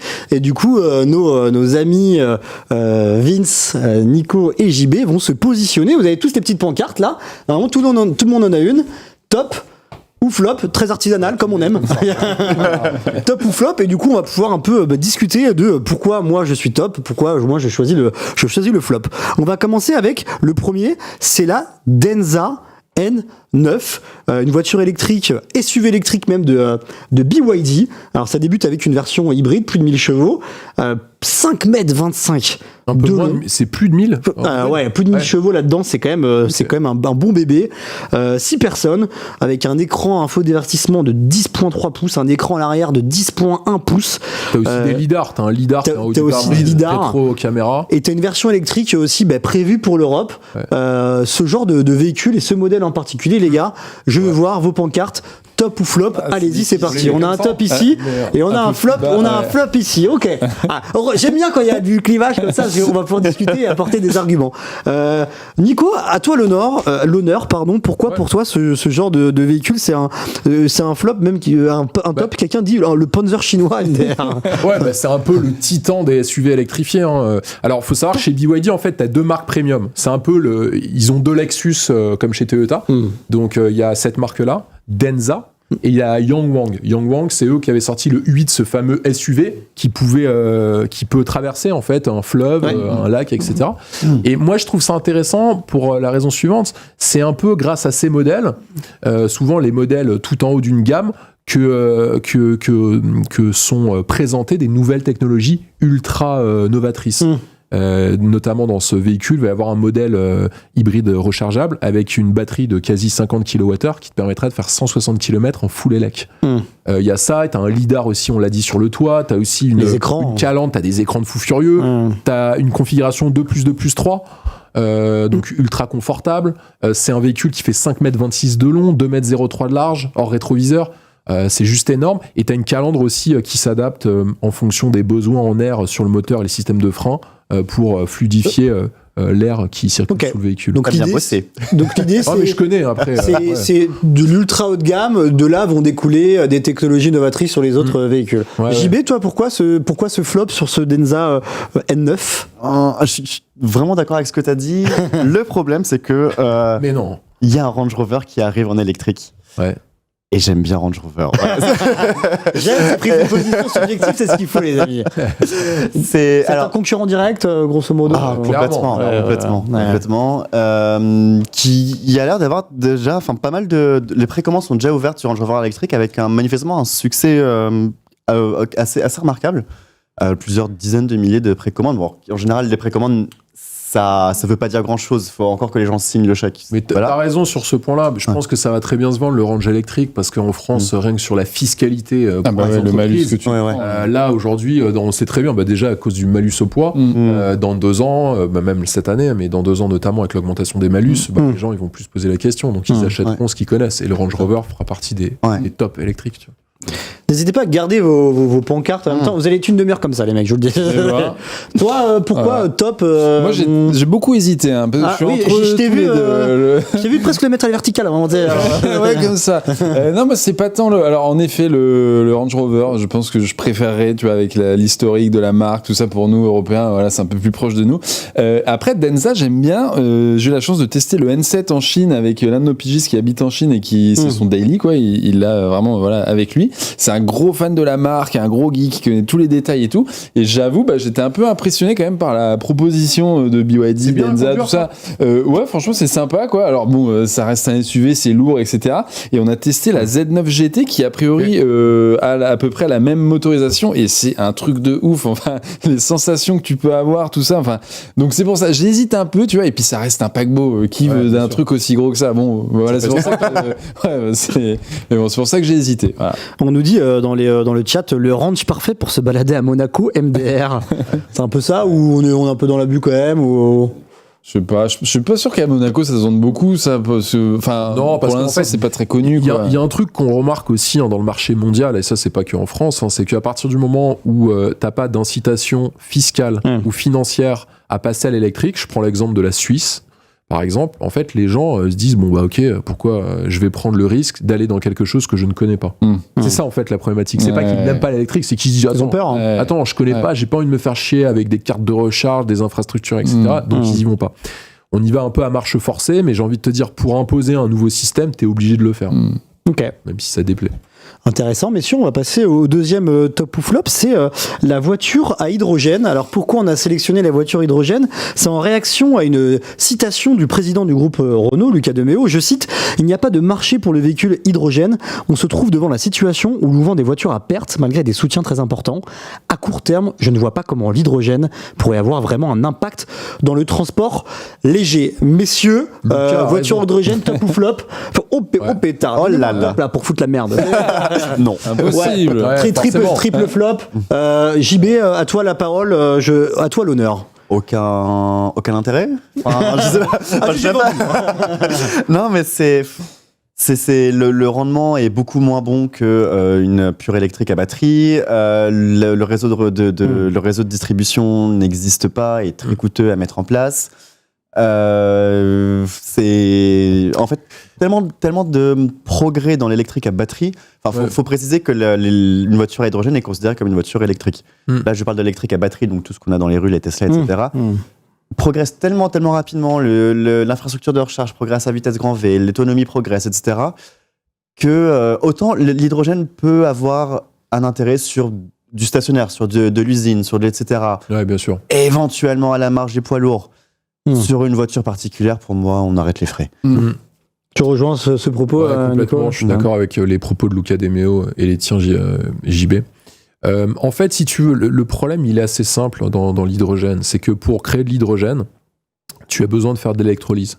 En fait, tu prends une molécule de H2O, tu sépares l'hydrogène de l'oxygène, le H et le O, c'est assez simple. Et à partir de ce moment-là, tu vas créer de l'hydrogène. Le truc, c'est que ce n'est vertueux que si ton électrolyse, qui te permet de séparer ces molécules, en fait, elle est propre. Donc en gros, c'est de l'énergie renouvelable. Si ce n'est pas le cas, ça n'a pas de sens. Et déjà, ça c'est le premier problème. L'infrastructure, aujourd'hui, il y a, je sais pas, une vingtaine de stations d'hydrogène. Il y a que dalle. Et puis le coût. Aujourd'hui, 1 kilo d'hydrogène, ça coûte entre 12 et 15 euros. Une voiture comme celle que tu as montrée, la Toyota Mirai, ça fait 6 kilos de réservoir, donc ça te coûte déjà 80 balles pour un réservoir. Certes, tu as une autonomie qui est importante, mais moi, je te rejoins là-dessus, JB. Je pense que l'hydrogène, c'est bien pour certains véhicules stationnaires ou des véhicules commerciaux sur des trajets bien prédéfinis, mais Luca De Meo a raison. Et ça, on peut le vérifier. J'avais même fait une vidéo, est-ce que l'hydrogène va remplacer l'électrique ? Et la réponse est non. Quelque chose à rajouter, mon bon Non, Vince, franchement, tout pareil. Et en plus, c'est pas juste un avis qui est propre à nous. C'est Elon Musk, le patron de Tesla, le patron de MAN, les camions, les semi-remorques, pareil, les cons. Enfin, tout le monde. Tu vois, il y a personne qui, ou peut-être 2-3 lobbies. Même le consensus, il y a un consensus scientifique aussi. Ouais, bah, exactement. Voilà, ouais. Pourquoi on en parle ? Pourquoi il y a des boîtes qui se positionnent et se lancent sur l'hydrogène, alors qu'il y a quand même beaucoup d'études et de rapports qui disent clairement, ne faites pas ça, n'allez pas vers l'hydrogène, quoi. Alors, parce qu'ils le proposent sur des véhicules commerciaux. Effectivement, tu as raison, il y a beaucoup de startups qui se sont lancées dans des camions à hydrogène, des camionnettes à hydrogène, etc. Mais par contre, sinon, pour des véhicules de tous les jours, pour des particuliers, c'est aujourd'hui quasi impossible à implémenter. Je me permets d'afficher un commentaire de Sibine qui explique qu'il y a trop d'eau sur Terre, on a besoin de voitures à hydrogène. Je pense qu'on a répondu à l'ensemble on a répondu à la question ou quoi. Pas forcément, dire pas forcément. Quoi. Il y a trop d'eau sur Terre. Non, c'est une problématique énergétique plus que. On va passer au troisième top ou flop, les amis. Rien à voir avec l'hydrogène. La clé Volvo à $310. Alors Volvo, pour le Volvo EX90, a lancé une clé en option. Ça coûte cher. C'est une clé en format carte, comme vous pouvez le voir à l'image. Il faut passer sur la poignée pour ouvrir la porte, ou alors tu installes l'application Volvo sur ton téléphone pour déverrouiller et démarrer la voiture en mode main libre grâce à la présence de son smartphone. Alors, $310, les gars, top ou flop? Hors taxe. Ok, triple flop. Vincent, t'en penses quoi de ça? Petite précision, justement, oui, vas-y. t'as pas besoin de la passer sur la porte, c'est pardon. tu peux l'avoir dans la poche et tout. Il y a la technologie UWB qu'il y a aussi sur les smartphones. Et en fait, gros flop parce qu'elle a une semaine d'autonomie. Parce que justement, la puce UWB qu'elle intègre, c'est la même puce qu'on a dans les iPhones, dans les Samsung, etc. Et c'est cette techno qui te permet d'avoir un déverrouillage à distance en ayant le téléphone dans la poche et en ayant une fiabilité parfaite par rapport au Bluetooth, qui le Bluetooth, tu peux avoir des petits ratés, tu vois, parfois tu l'as dans la poche arrière, il détecte pas, ou alors il peut ouvrir un peu trop loin et quelqu'un d'autre peut ouvrir à ta place, enfin bref. Mais sauf que là, plus de $300 pour un truc qui a une semaine d'autonomie, alors eux ils te disent oui, mais il faut la recharger en la mettant à chaque fois que tu roules, tu la mets au milieu là, sur le c'est la recharge sans fil, voilà. Mais si tu laisses ta voiture une semaine à la gare, que tu as la clé dans ta poche pour une semaine, t'as plus de, voilà. Et alors en effet, t'as la petite nuance, c'est que t'as l'appli Volvo qui te permet de faire la même chose en ayant le téléphone avec voilà, c'est ça, donc bon. Nico, il crée de la complexité dans un truc simple. En fait, c'est genre, comme tu dis, tu as l'application qui te permet d'ouvrir et de fermer ton véhicule. Et puis bon, les clés de bagnole, moi j'ai jamais eu de problème avec mes clés de bagnole. Tu la gardes 4-5 ans et tu changes ta petite pile dessus. Donc il crée un problème en fait à quelque chose qui est déjà acquis. JB ? Oui, j'arrive pas à comprendre la durée de vie d'une semaine. Enfin, les piles-boutons, ça marche très bien. Les démarrages, enfin les déverrouillages, démarrage main libre, ça existe depuis des années, voire des décennies, avec encore une fois une pile bouton, et ça marche bien. Effectivement, tu changes une fois une fois tous les, je sais pas 4, combien 5 d'années, ans, 4-5 ans. Ouais. Et c'est reparti. Et c'est vrai que j'arrive pas à comprendre. Là, vraiment, c'est quelque chose qui m'échappe. Après, heureusement, l'avantage, c'est qu'on n'en a pas besoin. C'est de fait, la voiture est livrée de série avec l'application. Je pense que tu as peut-être une carte aussi. Oui, Comme t'as chez une carte, Tesla, la exactement. carte, Mais tu dois la passer sur la poignée, la carte. ouais, tu vois, voilà, elle c'est la ça. détecte pas. Là, l'avantage, c'est Donc, pour ceux qui ont 65, 70 ans, pas de smartphone, ou qui veulent pas de smartphone, j'en sais rien. C'est rare. Quand même. Voilà, ouais, c'est rare, clairement. Mais on utilise encore des clés de bagnole d'une manière générale, où Ouais, tout se bien fait via l'application. maintenant, C'est quand même de plus en plus rare parce que maintenant tu as des cartes Oui. et tu as du main libre. Dans les Neyman à l'ancienne, t'en as quasi plus sur les voitures qui sortent en 2025, mais ça existe encore. Et en fait, c'est assez marrant parce que du coup, on se rend compte à quel point coûte cher une clé. En fait, parce qu'en fait, nous, quand tu achètes une caisse, tu as une clé d'office de série, mais Ouais, tu sais pas combien voire elle coûte deux. parce que tu l'as, voire deux. Bah, quand tu En la fait, perds, tu sais, ouais. voilà. Sachez bien, j'en ai Vous, perdu. vous saviez que ça coûtait du coup Ouais, ouais. si cher, 200, 300 Ça coûte balles. même plus cher que ça. Hein. Enfin, tu as des petites voitures, des citadines, en fait, chez certains constructeurs, en fonction de la complexité, de la disponibilité de la clé, de la technologie qu'il y a dedans, ça peut coûter entre 250 € jusqu'à 1500 € une clé. 1500 balles, la Bah, clé. bien sûr, tu vas chez BMW, ils font des display keys avec un petit écran dessus, tu t'amuses à perdre ta display key, mon ami, ça va te coûter, ça va te coûter une semaine à Marrakech. Hein. Alors, je peux vous dire, parce que j'ai paumé la clé de ma Oui, Yop, là, j'allais t'en je l'ai t'en pas parler. encore demandé au Ouais. concessionnaire, mais j'avais un truc genre Ouais, 200, tu vois, un truc Ouais, comme ouais, ça. va être Je 200, tiendrai au 300 €. courant. Ok, je pensais à ton anecdote, j'allais te lancer dessus derrière, mon bon Vince. Ok, on va passer au quatrième top ou flop. La publicité qui s'affiche dans la voiture. Alors Stellantis, un groupe qui est propriétaire de nombreuses marques, Jeep, Chrysler, Fiat, Citroën, Peugeot, Opel, va commencer, en tout cas commence à intégrer de la publicité dans l'habitacle de ses voitures sur l'infodivertissement. Il y a une première expérience qui a été testée du coup sur des voitures Jeep pour le moment. On le voit à l'écran, c'est en anglais, donc c'est pas forcément en France. En gros, c'est simple. T'as une publicité par une extension de garantie qui va occuper tout l'écran, notamment quand tu t'arrêtes, quand la voiture s'immobilise. Il y a des enjeux commerciaux derrière, évidemment. Messieurs, top ou flop, je vous demande de vous positionner. Flop, attends, c'est que des flops. Oh là On là. a mal choisi nos sujets là.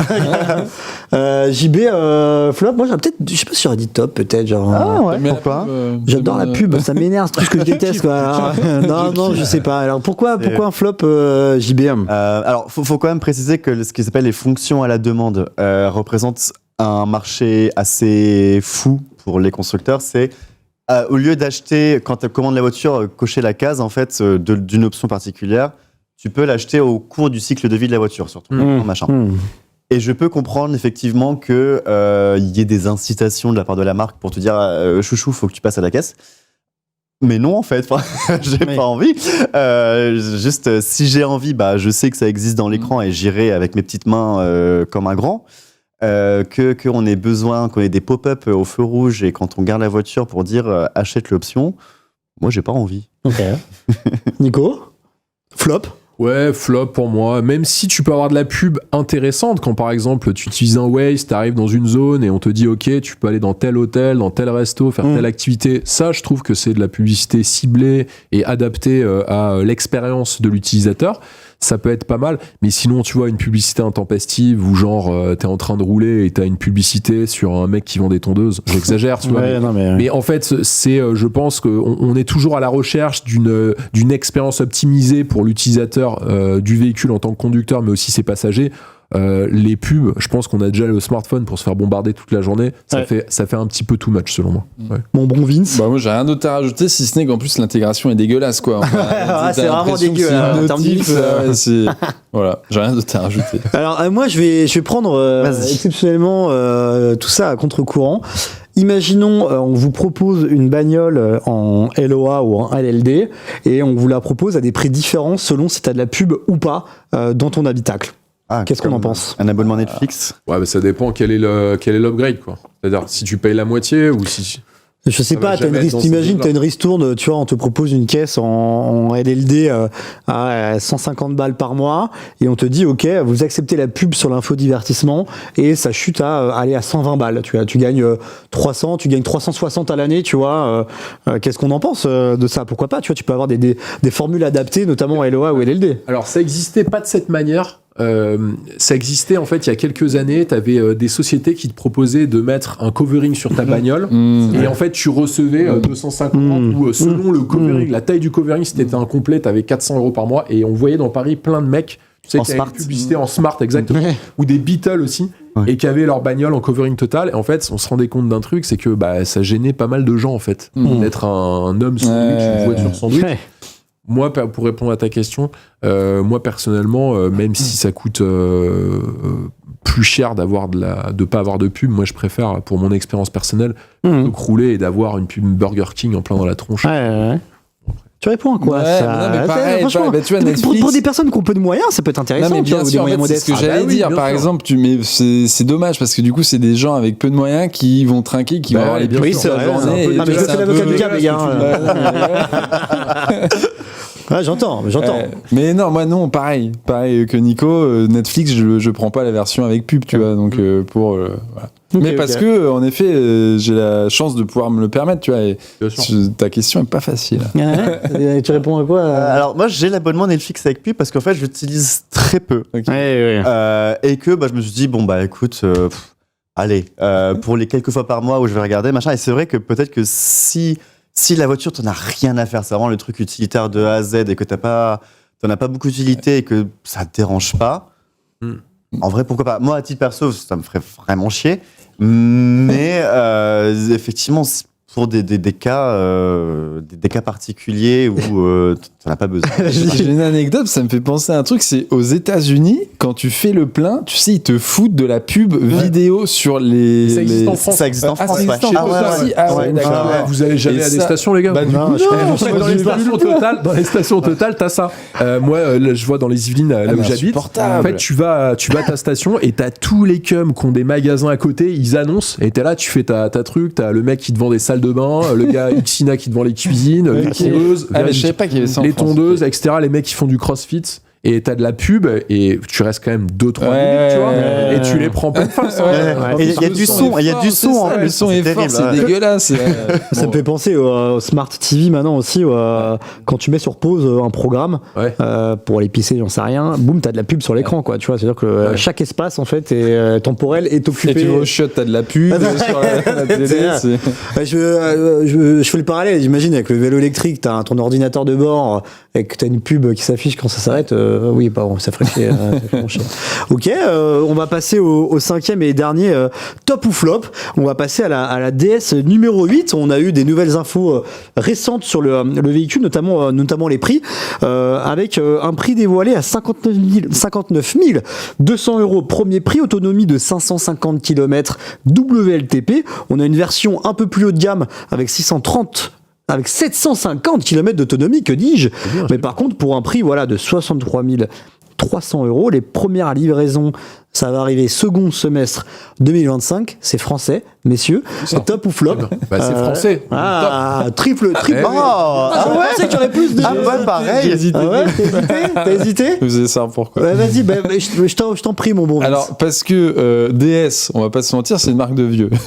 Et que les vieux, c'est ceux qui, par définition, sont le moins enclins à passer à l'électrique parce qu'ils ont le plus de peur, le plus d'habitudes qui sont ancrées. Et pour moi, c'est très bien parce que tu vois, tu sors une DS avec 750 km d'autonomie, c'est celle sur la plateforme qui a le plus d'autonomie dans le groupe PSA. Enfin, pardon. Non? Non, Sur c'est cette la plateforme Stella large qui a le plus d'autonomie, ça c'est la médium. Non, mais sur la plateforme, sur cette plateforme médium, Ah, c'est oui. la voiture qui a le plus Ah, oui, d'autonomie. complètement, Et du coup, oui. je trouve ça cool parce que ça fait parler un peu de l'électrique de cette plateforme et du groupe, quoi. Donc voilà. C'est marrant. Bah, vas-y. Non, vas-y. Ouais, alors, moi, par rapport à l'âge, en fait, des gens, il s'avère que DS a vachement rajeuni sa Ok. clientèle ces derniers temps. Ok. Et en fait, moi, je trouve ça vraiment génial qu'une marque française prenne du risque. Et Citroën et DS, parce que Citroën DS, bon, c'est un peu la même marque, hein, même s'il y en a une qui est plus haut de gamme que l'autre, mais ils ont toujours été connus pour prendre des risques. Et ce qu'il faut quand même saluer, c'est leur audace dans cette proposition de design, aussi bien à l'extérieur qu'à l'intérieur. Franchement, ils proposent la caisse, on peut en dire ce qu'on veut, elle est super impressionnante et elle est très atypique en termes de design. Et moi, je trouve ça bien qu'en France, on innove encore. Donc les gens ont tendance à dire ouais, c'est dégueulasse. Je l'ai montré à des potes, ils m'ont dit ouais, elle est dégueulasse tout. Mais je suis attends mec, ils ont le mérite de faire quelque chose de différent. Donc il faut saluer ça. Et en plus de ça, c'est français. Donc, comme je suis chauvin, bah, je dis ok, on y va. Toi, le Gib, top aussi sur la DS. C'est un top d'encouragement. J'ai de la tendresse pour DS. Je trouve que effectivement, comme tu dis, en fait, ils proposent des trucs. Il y a quelque chose de différent. Enfin là, l'intérieur de la DS numéro 8, je trouve canon, quoi.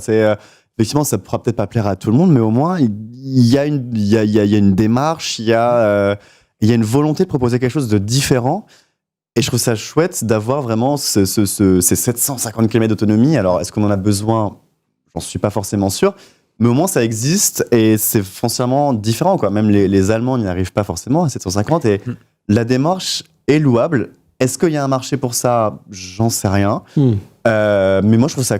Félicitations d'avoir osé. C'est un très beau fleuron. Voilà, c'est ça. Il y a quelqu'un qui nous dit dans le chat, Grotte, qui nous dit honnêtement, trop cher pour une voiture qui a comme base une Peugeot et un SAV Citroën, dommage. Ça s'entend ou pas, ce type d'observation, de remarque ? Oui et non. Vous voulez répondre ? Répondez. C'est Stellantis. Hein, ça fait 10 ans que DS est une marque indépendante. Et effectivement, c'est la même plateforme que, par exemple, un Peugeot 3008, qu'un Opel Grandland, c'est la même chose. Mais un Peugeot 3008, ça s'arrête à 700 km.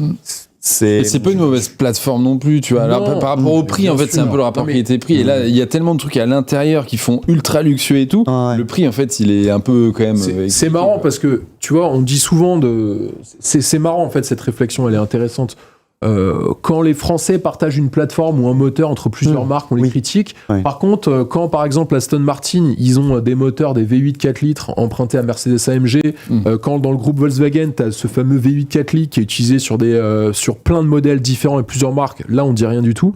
Et quand on est en France, on essaie de critiquer, on a cette tendance à toujours critiquer. Et il faut un peu regarder les choses positives dans ce que proposent les marques françaises. Ils prennent le risque, ils font quelque chose de beau. Donc, essayons de plus d'encenser la marque DS que lui tirer à boulet rouge. Tu vois ? Je suis complètement d'accord. Je soutiens. Ouais. Et même l'électrique, le groupe Volkswagen, c'est exactement la même chose. Hein, que ce soit chez Skoda, chez Seat, chez Volkswagen, chez Audi. Il y a la même plateforme, les voitures sont déclinées et personne n'y trouverait l'arrière. Entièrement voilà. Je vous propose de chanter tous ensemble une Marseillaise. Qui part de ça beaucoup. Ok, les gars, merci beaucoup pour ces prises de position. Il y avait quand même pas mal d'unanimité à chaque fois, mais ça reste intéressant à chaque fois parce que vous avez tous les trois un avis qui est complémentaire et du coup qui nous permet d'avoir vraiment une big picture assez globale sur le sujet. On va passer à la dernière rubrique de l'émission. Mesdames, messieurs, c'est le What's the Quiz. Attention, jingle.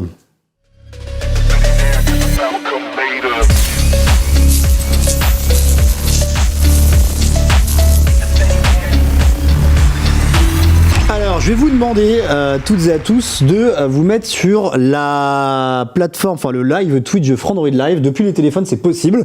Et vous, mesdames, messieurs, dans le chat, on vous a déjà envoyé un lien. C'est Frandroid Live, le compte qui vous envoie le lien, c'est Round Games. C'est un lien avec lequel vous allez pouvoir jouer à ce quiz. C'est très simple. Vous mettez votre pseudo. Mettez votre pseudo Twitch, c'est plus sympa pour nous, comme ça on sait qui est qui, parce qu'on va vous afficher au fur et à mesure du jeu un classement avec des points, et du coup, moi j'aime voir que Tulip Coquine, elle est top 3 par exemple, voilà, ça me On fait embrasse Tulip Coquine. je vous laisse quelques secondes pour vous inscrire. Rejoindre cette adresse. C'est le lien. Cliquer dessus direct. Ça tu peux pas cliquer, toi, ouais. Oh, what the hell. C'est sûr que ça ferait pas mal d'encourager plus ces initiatives imparfaites, nous dit Sawan, effectivement. Donc c'est simple, je vais vous expliquer dans les grandes lignes là les règles du jeu le temps que vous cliquiez sur le lien et que vous mettiez votre petit pseudo. C'est très simple, on va avoir 2 quiz en un. On va avoir d'abord le jeu de l'ombre. On va découvrir tous ensemble une silhouette de voiture électrique. Il va falloir deviner à qui cette silhouette appartient, à quelle voiture électrique ça appartient. D'accord. Et une fois qu'on aura deviné, là sur ça, on va le faire un par un sur le plateau et dans le chat, vous allez pouvoir l'écrire dans le chat. C'est ensuite que Round Games va vraiment entrer en jeu. Parce qu'il y aura 2 questions par voiture électrique découvertes tous ensemble. Et ces 2 questions-là, du coup, vont être mises dans Round Games. Vous allez pouvoir y répondre et il y aura un classement. Je rappelle, au début, il y a un jeu de l'ombre. Vous pouvez le dire dans le chat, voilà, je pense que cette silhouette appartient à telle voiture électrique. Nous, on le dira à l'oral en plateau. Et ensuite, il y aura 2 questions sur chaque voiture électrique. Et là, vraiment, il y aura le module que vous avez sur votre téléphone ou PC.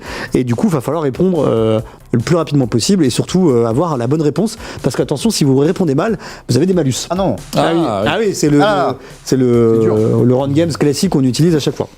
Écoutez les amis, on va commencer avec la première silhouette du jeu de l'ombre.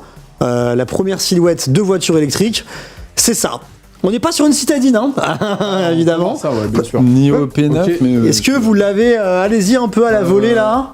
Est-ce que vous l'avez Spark Hall. Oh pétard, à Spark Hall. Ouais. C'est celle-là. Wow. Vous l'aviez. JB Non, JB, normalement, il est au taquet sur des trucs comme J'ai ça. une certaine connaissance. Tu l'as déjà conduit ou pas? En fait, j'ai de la chance là-dessus parce que c'est une voiture que j'avais présentée. J'avais été invité par la marque à faire des essais, mais ça n'avait pas eu lieu malheureusement. Et le design en fait était hyper rare parce que c'est une voiture qui est extrêmement basse. Oui. Il est fou. Ouais. Non, mais j'ai eu de la chance. J'avoue, la taille des pneus par rapport aux pneus arrière. 2012 chevaux. Hein. Allez, on tranche quand même. Hein. Ah ouais, On n'a franchement. jamais conduit nous chez Survolté. Ah. On le ferait en essai ça ou pas d'ailleurs? Bah, Pourquoi pas oui. Ok, bah let's go. Moi je Sur l'électrique, suis bien sûr. spectateur. Ouais, je c'est suis impressionnant quand même en design. Hein. Bah Ouais. Oh, c'est une hypercar, c'est ça? Une hypercar, Ouais, c'est une hypercar électrique. de niche. C'est produit en édition limitée, j'imagine. En fait, ouais, t'en as que quelques-unes qui ont été produites. C'est à Turin, chez un fabricant, un assembleur à Turin. Ok. Oui, j'ai pas remplacé les images, Naël, il me le dit dans l'oreillette, j'ai complètement oublié. Enfin, il devait y avoir une image avec marqué à Spark Hall pour avoir le nom du modèle. Et j'ai complètement zappé. Je suis désolé dans la prépa. On va passer du coup à la première question. Et là, du coup, vous allez pouvoir utiliser le Run Games. La première question, elle est simple. En combien fait-elle le 0 à 100 km/h? Je vous laisse répondre sur vos téléphones portables en plateau ou PC, téléphone portable pour les personnes qui sont que des voitures électriques, Benny, pour répondre. On a 3 choix. On a 1 seconde 69, 1 seconde 72, 1 75, 1 78. Pas de choix. On a un petit timer juste ici à l'écran. Il reste 10 secondes pour répondre. Alors, c'est pas évident. Ah, hein. c'est chaud de ouf. C'est pas évident. J'ai fait des écarts assez réduits non plus. Voilà, pour pas non plus que ça soit trop facile. On va découvrir la réponse maintenant. C'est Ouais. 1,69 Ah là là. pour le 0 à 100. Ouais. Tu l'avais bon en plus. T'avais bon Bah, en fait, je m'en rappelle. Ok, putain, merde. Parce que j'avais J'ai pas choisi les bonnes cases. Je voulais rajouter un peu de difficulté, moi. Non, mais bon, c'est le hasard qui fait que je m'en rappelle, mais ouais, c'est 1,69. Ce qui est au passage la voiture la plus rapide du monde de 0 à 100 en voiture roulable sur une. Ok. Voilà. Vous avez répondu quoi, vous, les gars? Un 72 ou 60, le deuxième choix, ouais. Ok. Et je fais exprès parfois de mettre des bonnes réponses dès le premier choix. Parce que tu sais, Ouais. t'as les gens qui sont là en mode non, mais attends, quand il y a 4 choix de réponse, la bonne réponse elle est toujours en 2 ou en 3. Bah voilà. Toujours un peu pour contrebaisser ce truc. J'arrive pas à voir le classement, ma vue me fait des siennes. Si Bélus Bélus. en premier et Nico en deuxième, parce Ouais. que t'as Bélus, dû attends, mais répondre c'est- moins vite que le c'est premier. notre Oui, Bélus. Bélus, c'est celui c'est de toi Vic. Non, c'est c'est- Vic. Bah oui. Je pense que c'est Vic en régie. Hein. Mais je oui. pense que c'est Vic Ah en régie. oui, Hein. mais il triche en régie ou quoi? Non, parce que non, il peut pas avoir les. Normalement, il a pas les bonnes. Il triche pas. On me dit dans l'oreillette qu'il ne triche pas. Donc, Il est juste très fort. il est juste très chaud. Depuis quand Vic il s'y connaît de ouf en bagnole électrique comme ça? Ok, on va passer à la deuxième question, toujours sur la même voiture électrique. On a parlé d'accélération, mais maintenant on aimerait connaître sa vitesse maximale. Quelle est sa vitesse maximale? On va pouvoir y répondre tout de suite. 4 choix de réponse. On a 300 km/h, 350 km/h, 400 km/h, 450 km/h. Je vous laisse répondre. Plus vous répondez vite et bien, et plus vous avez de points. Pour info. Mais attention, plus vous répondez mal et vite, j'entends Nel se taper une grosse barre en régie, et plus vous perdez de points. C'est un système de bonus. Oh dodo. Parlons de la sucette. J'ai complètement brillé au début du live. Ouais, j'ai entendu. Ouais. La bonne réponse, c'est 400 Oh là là. km à l'heure. Ok, qui a la bonne réponse en plateau? Ok, bravo messieurs. Bon alors mon gib. Bah, ouais. Quoi, JB? J'ai mis 350. Ouais, c'était pas hésité. c'était pas Ouais, évident. déjà beaucoup, hein. C'était pas évident. Ouais, c'est pas évident. T'as mis combien toi? Moi j'ai les réponses donc je peux pas jouer. Mais moi j'ai mis 400. J'ai mis 400. Non mais j'ai fait les questions donc c'est un peu plus difficile. On a qui en premier? Vous le voyez ou pas? J'arrive pas à voir. Ah, mais Bah, c'est Jinta. C'est Jinta qui a non. gagné. Repo. En premier on a Repot. Ah non, Jinta, t'as raison. Bah, Jinta a gagné le dernier round, ouais. Et Ah, ok, sur oui, la elle a partie, gagné c'est le Sur le Repot. dernier round, ok. Oui effectivement. Bélus qui passe. Christophe, si je pense que c'est Christophe à l'envers. Ok, pas mal. Pas mal. 400 km/h, ça sert à quelque chose ou pas, messieurs? C'est Bon, tu sais, c'est comme les 0 à 100 en une seconde 9 de Tesla, ça sert à rien. ouais, quoique. Ça fait beau. Au cas où c'était pressé. Si t'es un peu pressé, quoi. Mais ouais, 400, enfin, tu vas jamais à 400, quoi, à part sur circuit, non? Non, rarement. Ouais, sur Autobahn, c'est compliqué. Ouais. Même sur Autobahn, c'est compliqué? Ouais, c'est très compliqué. C'est quoi la vitesse la plus élevée que vous ayez fait sur Autobahn en Allemagne? On rappelle, c'est des autoroutes ouvertes où les vitesses, il n'y a pas de vitesse limite. C'est bien ça. C'est quoi votre plus haut point Je suis à 290, mais c'est tellement fatigant, tellement stressant. C'est ouais.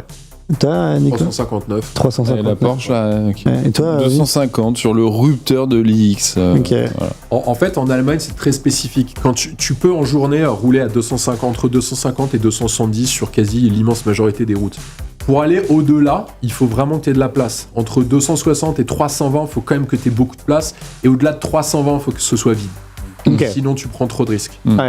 J'imagine qu'il y en a beaucoup en Allemagne. Je conduis pas beaucoup en Allemagne, je vois C'est pas des du tout. portions, en fait. C'est des portions, C'est ouais. des portions et les autoroutes allemandes, c'est pas comme la France. Elles sont en très mauvais état. Ah. Donc, à part dans le nord de l'Allemagne, proche de la Hollande, là, t'as l'autoroute 56 sur laquelle tu peux faire des grosses vitesses.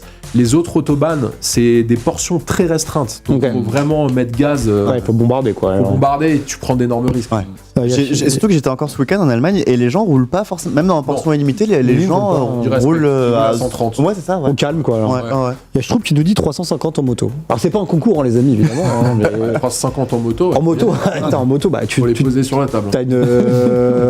t'as un pépin, tu meurs. Hein, Là, enfin, c'est- Oui, je pense. À hein. 200, tu meurs en Ouais, moto. ça donne envie tout ça. mec. On va passer. Allez. Sympa, ces émissions. Et vive la vie. Hein, mec. On va passer du coup à la deuxième voiture, jeu de l'ombre également. C'est Lucidaire. Oh là là là là là là, Lucidaire. Alors quelle version?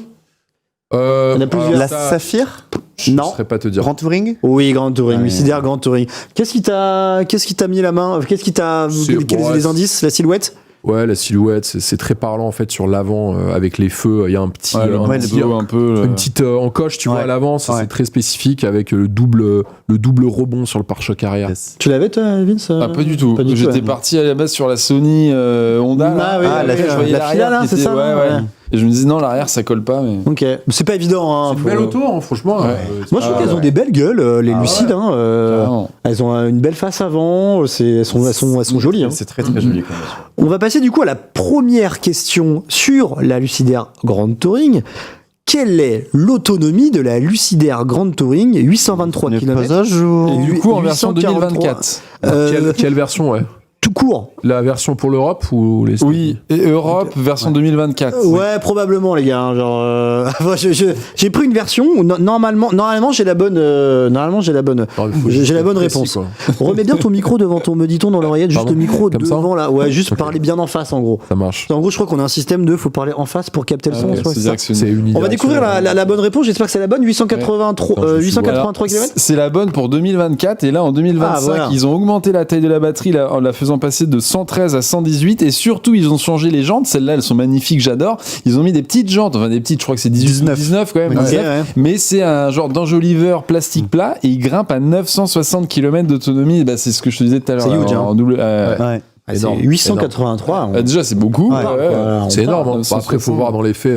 Bon, après, à Ouais. 130, forcément. T'as pas Ouais. 883, Non, ça non, dépend de la consommation. Bien qu'il y ait eu un test, alors j'ai plus les chiffres en tête, il y a eu un test d'un youtubeur américain qui a pris donc la version 2025, c'est la 960 km qu'il a mis sur les highways. Donc alors certes la vitesse est moins élevée ouais. aux États-Unis, mais il a reçu, je crois qu'il a dépassé les 800 km Ok. en conditions réelles. C'est 60 miles là-bas. Donc 70. c'est Je crois que 70 miles. c'était la moyenne, c'était 70 et quelques Ouais, sur le c'est record. ça. Ouais. Donc, Ouais, euh, énorme. Mais dès Ce qui qu'il est nous pas demande mal. WLTP, on Oui, parle toujours exactement, en Europe, WLTP. ouais, exactement. J'ai vu que du coup, Vic en régie t'es passé premier et que Mais Vincent what t'es passé deuxième. Hein. Vincent t'es passé deuxième. Là, là. Ça fait plaisir ça. On va passer à la question numéro 2, toujours sur la Lucid Air Grand Touring. En combien de temps cette Lucid Air Grand Touring expédie-t-elle une charge de 20 à 80%? 18, 20, 22 ou 24 minutes, les amis? Vous avez 30 secondes pour y répondre. J'espère que j'ai mis les bonnes. C'est bizarre, mais j'ai fait du évidemment. quiz. Non, mais je me suis trompé. Les réponses étaient pas bonnes. Ça m'est arrivé une ou deux fois où les réponses étaient pas bonnes, notamment sur les lives CIS. On a fait 3 lives CIS. J'avais fait des quiz. Je m'étais cassé, enfin voilà, je m'étais donné pour les quiz. Il y avait une ou deux fois, j'avais tapé à côté. On va découvrir tous ensemble la réponse tout de suite. Maintenant, on Ouais, est sur c'est ça. du 20 minutes, sur du 18, Ah ouais, 20 ok. à 80%. J'ai fait la news ce matin en plus. Ah, mais c'est sur la version 2025 parce que le 2024 elle est plus lente. Hein. Genre le 10 à 80 c'était plus de 30 minutes quoi. Donc En fait, Là, c'est 20-80. Hein. La Ouais, Grand ouais. Touring, elle a le 800 volts. Alors que le Ah, reste ok. est plus lente. Ouais, je vous ai piégé là, les gars. Hein. Eh ouais. Vous avez répondu quoi? Moi, j'ai mis 18, ouais. 18 Ah ouais. donc, 4 parce que je me disais c'est trop court le reste. Mais... 24, ok, dans 20 minutes. Oh là là. Un 20, 80, 20 minutes, c'est bien, hein, c'est correct. Hein, c'est Ouais, plutôt bah pas mal. oui, clairement. Ouais. Surtout- Surtout vu l'autonomie qu'il y a, parce que le 20 à 80% en fait sur 960 km d'autonomie, c'est Ouais, En termes de quand même- kilomètres ouais. gagnés à la minute, c'est énorme. ouais. Et Vic Bellius qui nous met une petite. qu'est-ce qu'il fait une petite Il idée, je sais quand pas même, hein. possible. Il a les réponses du quiz. En plus, Je sais pas. alors, non, bah, il les a via un outil, mais qu'il n'est pas censé avoir sous les yeux. Mais C'est Google, sinon ça s'appelle Google tout simplement. Et hein. on me redit qu'il ne triche pas. Moi, j'ai Eh ben, il est très fort, bravo. j'ai Bah, confiance en bravo, Vic. bravo. Vic. Ce n'est pas fini, les amis. La partie n'est pas finie. On va passer du coup à la troisième voiture, le jeu de l'ombre. Attention, très facile. Silhouette de la oui. troisième Ouais, voiture. bon, ça, on connaît. Ouais. Ah, c'est quoi? La R5. Non. Ah. Non, je déconne. Si, c'est ça. C'est évidemment là. La R5. C'est notre belle. photo ou c'est Renault ça? Non, non, c'est pas notre photo. C'est ça. le pack presse. Ok, j'ai fait créditer Frandroid, mais c'est pas le cas. Non. Bon, R5, voiture Ouais. électrique, avec qui on a mis 10 sur 10 à cette voiture. C'est toi, Vincent, qui l'a Ouais, testé. ouais. C'était un grand débat au sein de la rédac. Oui, hein, oui, mais je pense qu'elle va repasser à 9 suite aux 1000 km que JB a fait avec. Ok, et parce qu'il y a eu des petits. des trucs que moi j'ai pas vu, des trucs que, enfin tu vois, on était Forcément, sur des essais plus longs de 1000-1500 km, Ouais. on voit des choses qu'on ne perçoit pas sur des essais à la journée, à la journée ou même voire Exactement. l'après-midi. Bien parfois. sûr, ouais. Qu'est-ce qu'on avait aimé sur cette bagnole? Tu l'as testé, toi, Nico, cette Ouais, je l'ai bagnole testé, ouais. Très belle bagnole électrique. Ouais, très c'est une super électrique. bagnole. Elle est pas exempte de défauts, mais elle a beaucoup de qualités, et notamment, encore une fois, le design. Hein. Ah ouais, le C'est la, design, c'est la plus ouais. belle des citadines électriques. Franchement, elle est trop Ah, bien. bien sûr. Ouais. Elle est trop bien. Elle est même, je sais pas, elle est valorisante. hein. Ouais, dans la rue, franchement, tu ouf. la vois, quoi. Ah ouais, les gens se elle- retournent. hein. Ah, Elle est belle, tout le monde. Nous à Nice, quand on l'a essayé, il y a un ancien de Renault qui nous suivait en voiture et on s'est arrêté de faire quelques photos. Bim, direct, il s'est arrêté. Je peux monter dedans, je peux regarder et tout. Ouais, Enfin, c'est les ouf. gens, ils se retournaient, ils nous faisaient des grands sourires. C'est une enfin. belle caisse. Et comme l'ID Buzz, quand j'ai Ah essayé l'ID Buzz, là, Ah, en l'ID Buzz, elle a un truc, 2022, je ça, crois, ouais. tout le monde s'est arrêté de prendre des photos. Bah là, pareil, tu vois, et encore plus parce que là, tout le monde connaît Renault, la R5. Enfin, Toi, sur les 1000 km, t'avais fait quoi? T'avais fait sud-nord? alors, je suis monté à Bruxelles pour le salon de l'auto Oui. de Bruxelles. Ah et oui, puis, avec Eric. Exactement, Ah, on a oui, fait la je route me avec rappelle. Ulrich, ouais. Et puis après, moi, j'ai roulé un petit. Enfin, ma soeur habite à Bruxelles, donc du coup, j'ai passé le week-end. On a Et fait un peu de route avec. Sur autoroute, ça donne. C'est pas vraiment une routière. Hein, C'est C'est pas- quoi, 250 bornes, à peu près? Vraiment tout pété. En plus, Ah là, ouais. en hiver, donc il faisait 0 degré, froid, tout hein. ça, à 130 km/h, tu te recharges à peu près, tu te branches une fois toutes les 1h30, à peu D'accord. près. Ouais. truc comme ça. Un peu short, quoi. C'est Après, c'est une possible. citadine. Ouais, c'est ça. C'est une citadine, hein, enfin. Et c'est possible. Hein. On a la chance en France d'avoir quand même un réseau de recharge qui est hyper développé. Et ça prendra du temps. J'ai fait aussi des longs trajets en autoroute électrique. C'est tout à fait possible. Tu prendras plus de temps, mais c'est tout à fait possible. On va passer à la question numéro 1. Alors attention, accrochez-vous, écoutez et ouvrez bien vos oreilles. En partant du postulat qu'un kebab coûte 10 € en formule, non, j'ai mis quoi? J'ai mis 5 € en 2010, pardon. Attends, quoi? Partons du 5 € en 2010. Combien de kebab coûte une Renault R5 dans sa version 52 kWh? Faut que je sorte la J'ai calculatrice. j'ai oublié de modifier mes notes, c'est 5 € en 2010 parce qu'aujourd'hui c'est plus les prix. Je vous laisse faire le calcul. On a 3199 kebabs, 3249, 6000. 3349. 1000. ouais, tu vois. Et en plus, il y a 2 fois la même réponse, mais c'est quoi cette Ah bon, il y a histoire 2 fois la même réponse? Non, c'est pas Si, possible. il y a deux fois 6498. 6498. Ah bah j'ai pas répondu. Qu'est-ce que Ah, c'est? Ah c'est mais oui, mais n'importe du quoi. coup J'ai même pas eu le moi, temps de j'ai- répondre. C'est du coup c'est 6600. Ouais, 6198. Bah, j'ai pas eu le Moi, temps je de l'ai répondre. arrondi au chiffre du dessus, c'est pour ça. J'ai oublié de changer, pas bon je dans le suis bête, calcul. j'ai oublié de changer mes notes, les La gars. question. J'avais fait les coûts, les calculs sur 10 € alors que c'était 5 €. Du coup, c'était 6699 grecs. Ah bah non, Vite. bah non, alors j'ai bon. Ah ouais, C'est c'était une arnaque, 8 ça. ou 9 la fin. c'est 9. Ah bah, bah, bah, c'est bon. Non, c'est 9. Non, Elle change le score là. j'ai- En fait, c'est simple, c'est la réponse sur 10 €, c'était 3349. Donc sur 5 €, tu fais x2. Bah, j'ai pas eu le temps de Non, répondre. divisé par 2, donc c'est 8 alors le dernier. Non, Non, tu fais fois, non, mais tu divises par 2 le prix de la formule kebab, Ouais, ok. donc t'augmentes par 2. Donc t'es à combien 6699 Bah, t'es à 6600. 99. 98,9 j'imagine. Ah bah 99, ouais. c'était ça la bonne réponse. Ben non, en fait, ben non, c'était pas ça. Moi j'ai mis 6699, on m'a mis que c'était la mauvaise. Alors, bon ben voilà, j'ai fait Moi, si vous commencez à essayer, je me marre. c'est quoi le prix? C'est 32 490 ou c'est 3000 non, c'est 490 sur une 52 kWh. 34? C'est 3000 c'est 33 000 c'est 33 490 sur la version 52 kWh. Donc 6698. Non, c'est bon, 6698. Ah, mais c'est bon, c'est ça. Donc, j'ai pas fait de la merde, on est Ouais, d'accord. non, non. Ok. Désolé pour ce petit couac. J'ai oublié de changer mes notes. J'étais un peu pris de court ces derniers temps. Voilà. Pas besoin de sortir ta vie. Hein. Deuxième question dans le même style. Attention, vraiment ouvrez bien vos oreilles. En partant du postulat qu'un pneu de voiture pèse en moyenne 10 kg, combien de pneus représente le poids de la R5 ? 145 pneus, 150 pneus, 155 pneus, 160 pneus. On me dit le kebab me permet de revenir sur le podium. Merci les gars. C'est excellent ça. Non, on va pas l'annuler, je trompe. On était bien. On était bien. Finalement, on était bien. Oui. Alors, il vous reste moins de 10 secondes pour répondre. Là, on est sur le pneu. Eh bien, écoutez, la bonne réponse, les amis, toujours sur la version 52 kWh, c'est 145 pneus. Donc ça fait 1400. 50. Ouais, désolé, j'étais comme ça. 1450 pneus. Non, 145 pneus. Qui a eu la bonne réponse, les gars? Ok. Oh, le gibouille. Ah non, je suis en petite Ce forme. quiz, il est pas pour toi. Hein. Non, j'aime pas. Ok, on a le résultat final. Hein. Qui a c'est la gagné? fin, là. Putain, c'est le bon Vic qui a Mais c'est gagné. Vic. Vincent, tu fais deuxième, GG. Bravo. Moa, troisième. Nico, t'es cinquième, c'est ça? Ouais. Pas évident, hein, pas évident. Parce qu'il y a le côté, il y a le malus aussi. Il y a plein de gens qui ont pas la bonne, qui ont 0 point. Hein. Bah, cette histoire de malus, elle est pas évidente parce que si tu évident, réponds trop vite et mal, bon, bah, tu te fais vraiment, c'est un peu punitif. Je peux. C'est quoi ces questions, nous dis-je trompe. Écoute, on a Tu te voulu fais un peu pas chier. innover, la jouer un peu rigolo sur la fin. Et je pense que la prochaine fois, ça sera pas un grec, mais ça sera quoi, les gars? Des couscous. Burger. Un jambon beurre. Voilà, un burger, Voilà, c'est un très jambon bien. beurre. Moi, j'ai trouvé ça rigolo. C'était fun. Hein. Bah écoutez, les gars, on est sur la fin d'émission. On est même un peu en avance par rapport au programme. On a 5-10 minutes d'avance. C'est la première fois que ça nous arrive. Wow. On aurait dû rajouter une rubrique. On a été efficace. c'est Oh, on tout. a été efficace. Bon, vous avez kiffé? C'était cool? Vous avez kiffé, Nico? Génial, ouais, super sympa. C'était sympa. Hein. c'était J'espère cool, que vous avez kiffé dans le chat. Surtout, on nous dit surtout mathématiques.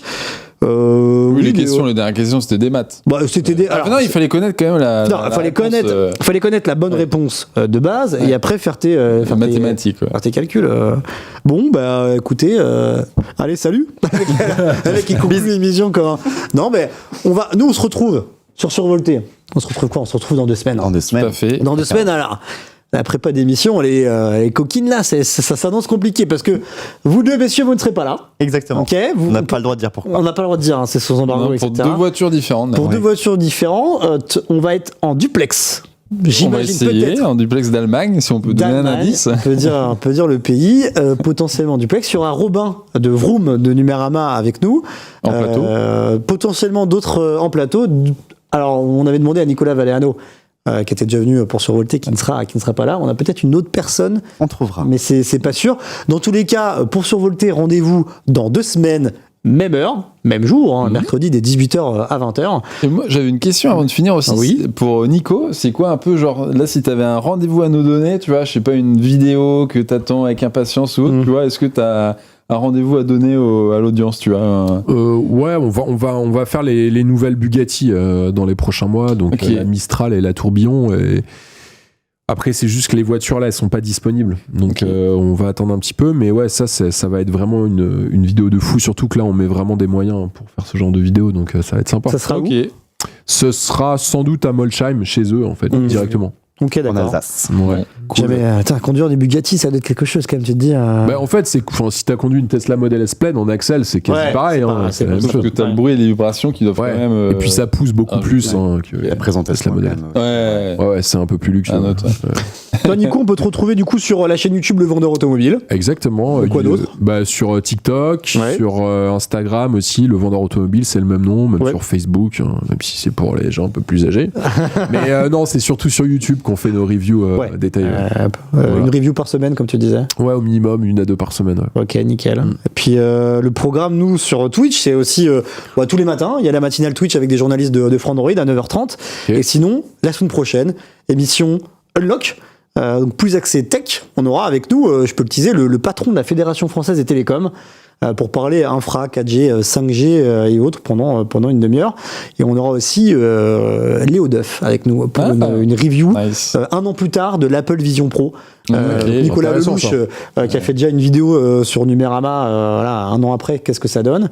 Et du coup on aura à la fois Nico et Léo en plateau pour nous parler de cette tech Apple qui a beaucoup fait parler à ses débuts et un peu moins Savoir aujourd'hui. si c'est dans le placard, Ouais, là, ça va être, dans le tiroir. ça va être très intéressant comme émission.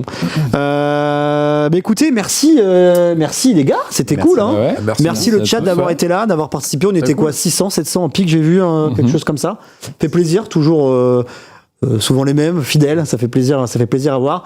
Rendez-vous dans 2 semaines sur Frandroid Live de 18h à 20h sur Volté. La semaine prochaine pour Unlock de 17h à 19h et tous les matins du mardi au vendredi pour les matinales Twitch avec un journaliste de la rédaction. On vous souhaite que du bonheur, une bonne soirée, des gros bisous. Ciao, ciao. Salut. Bye bye.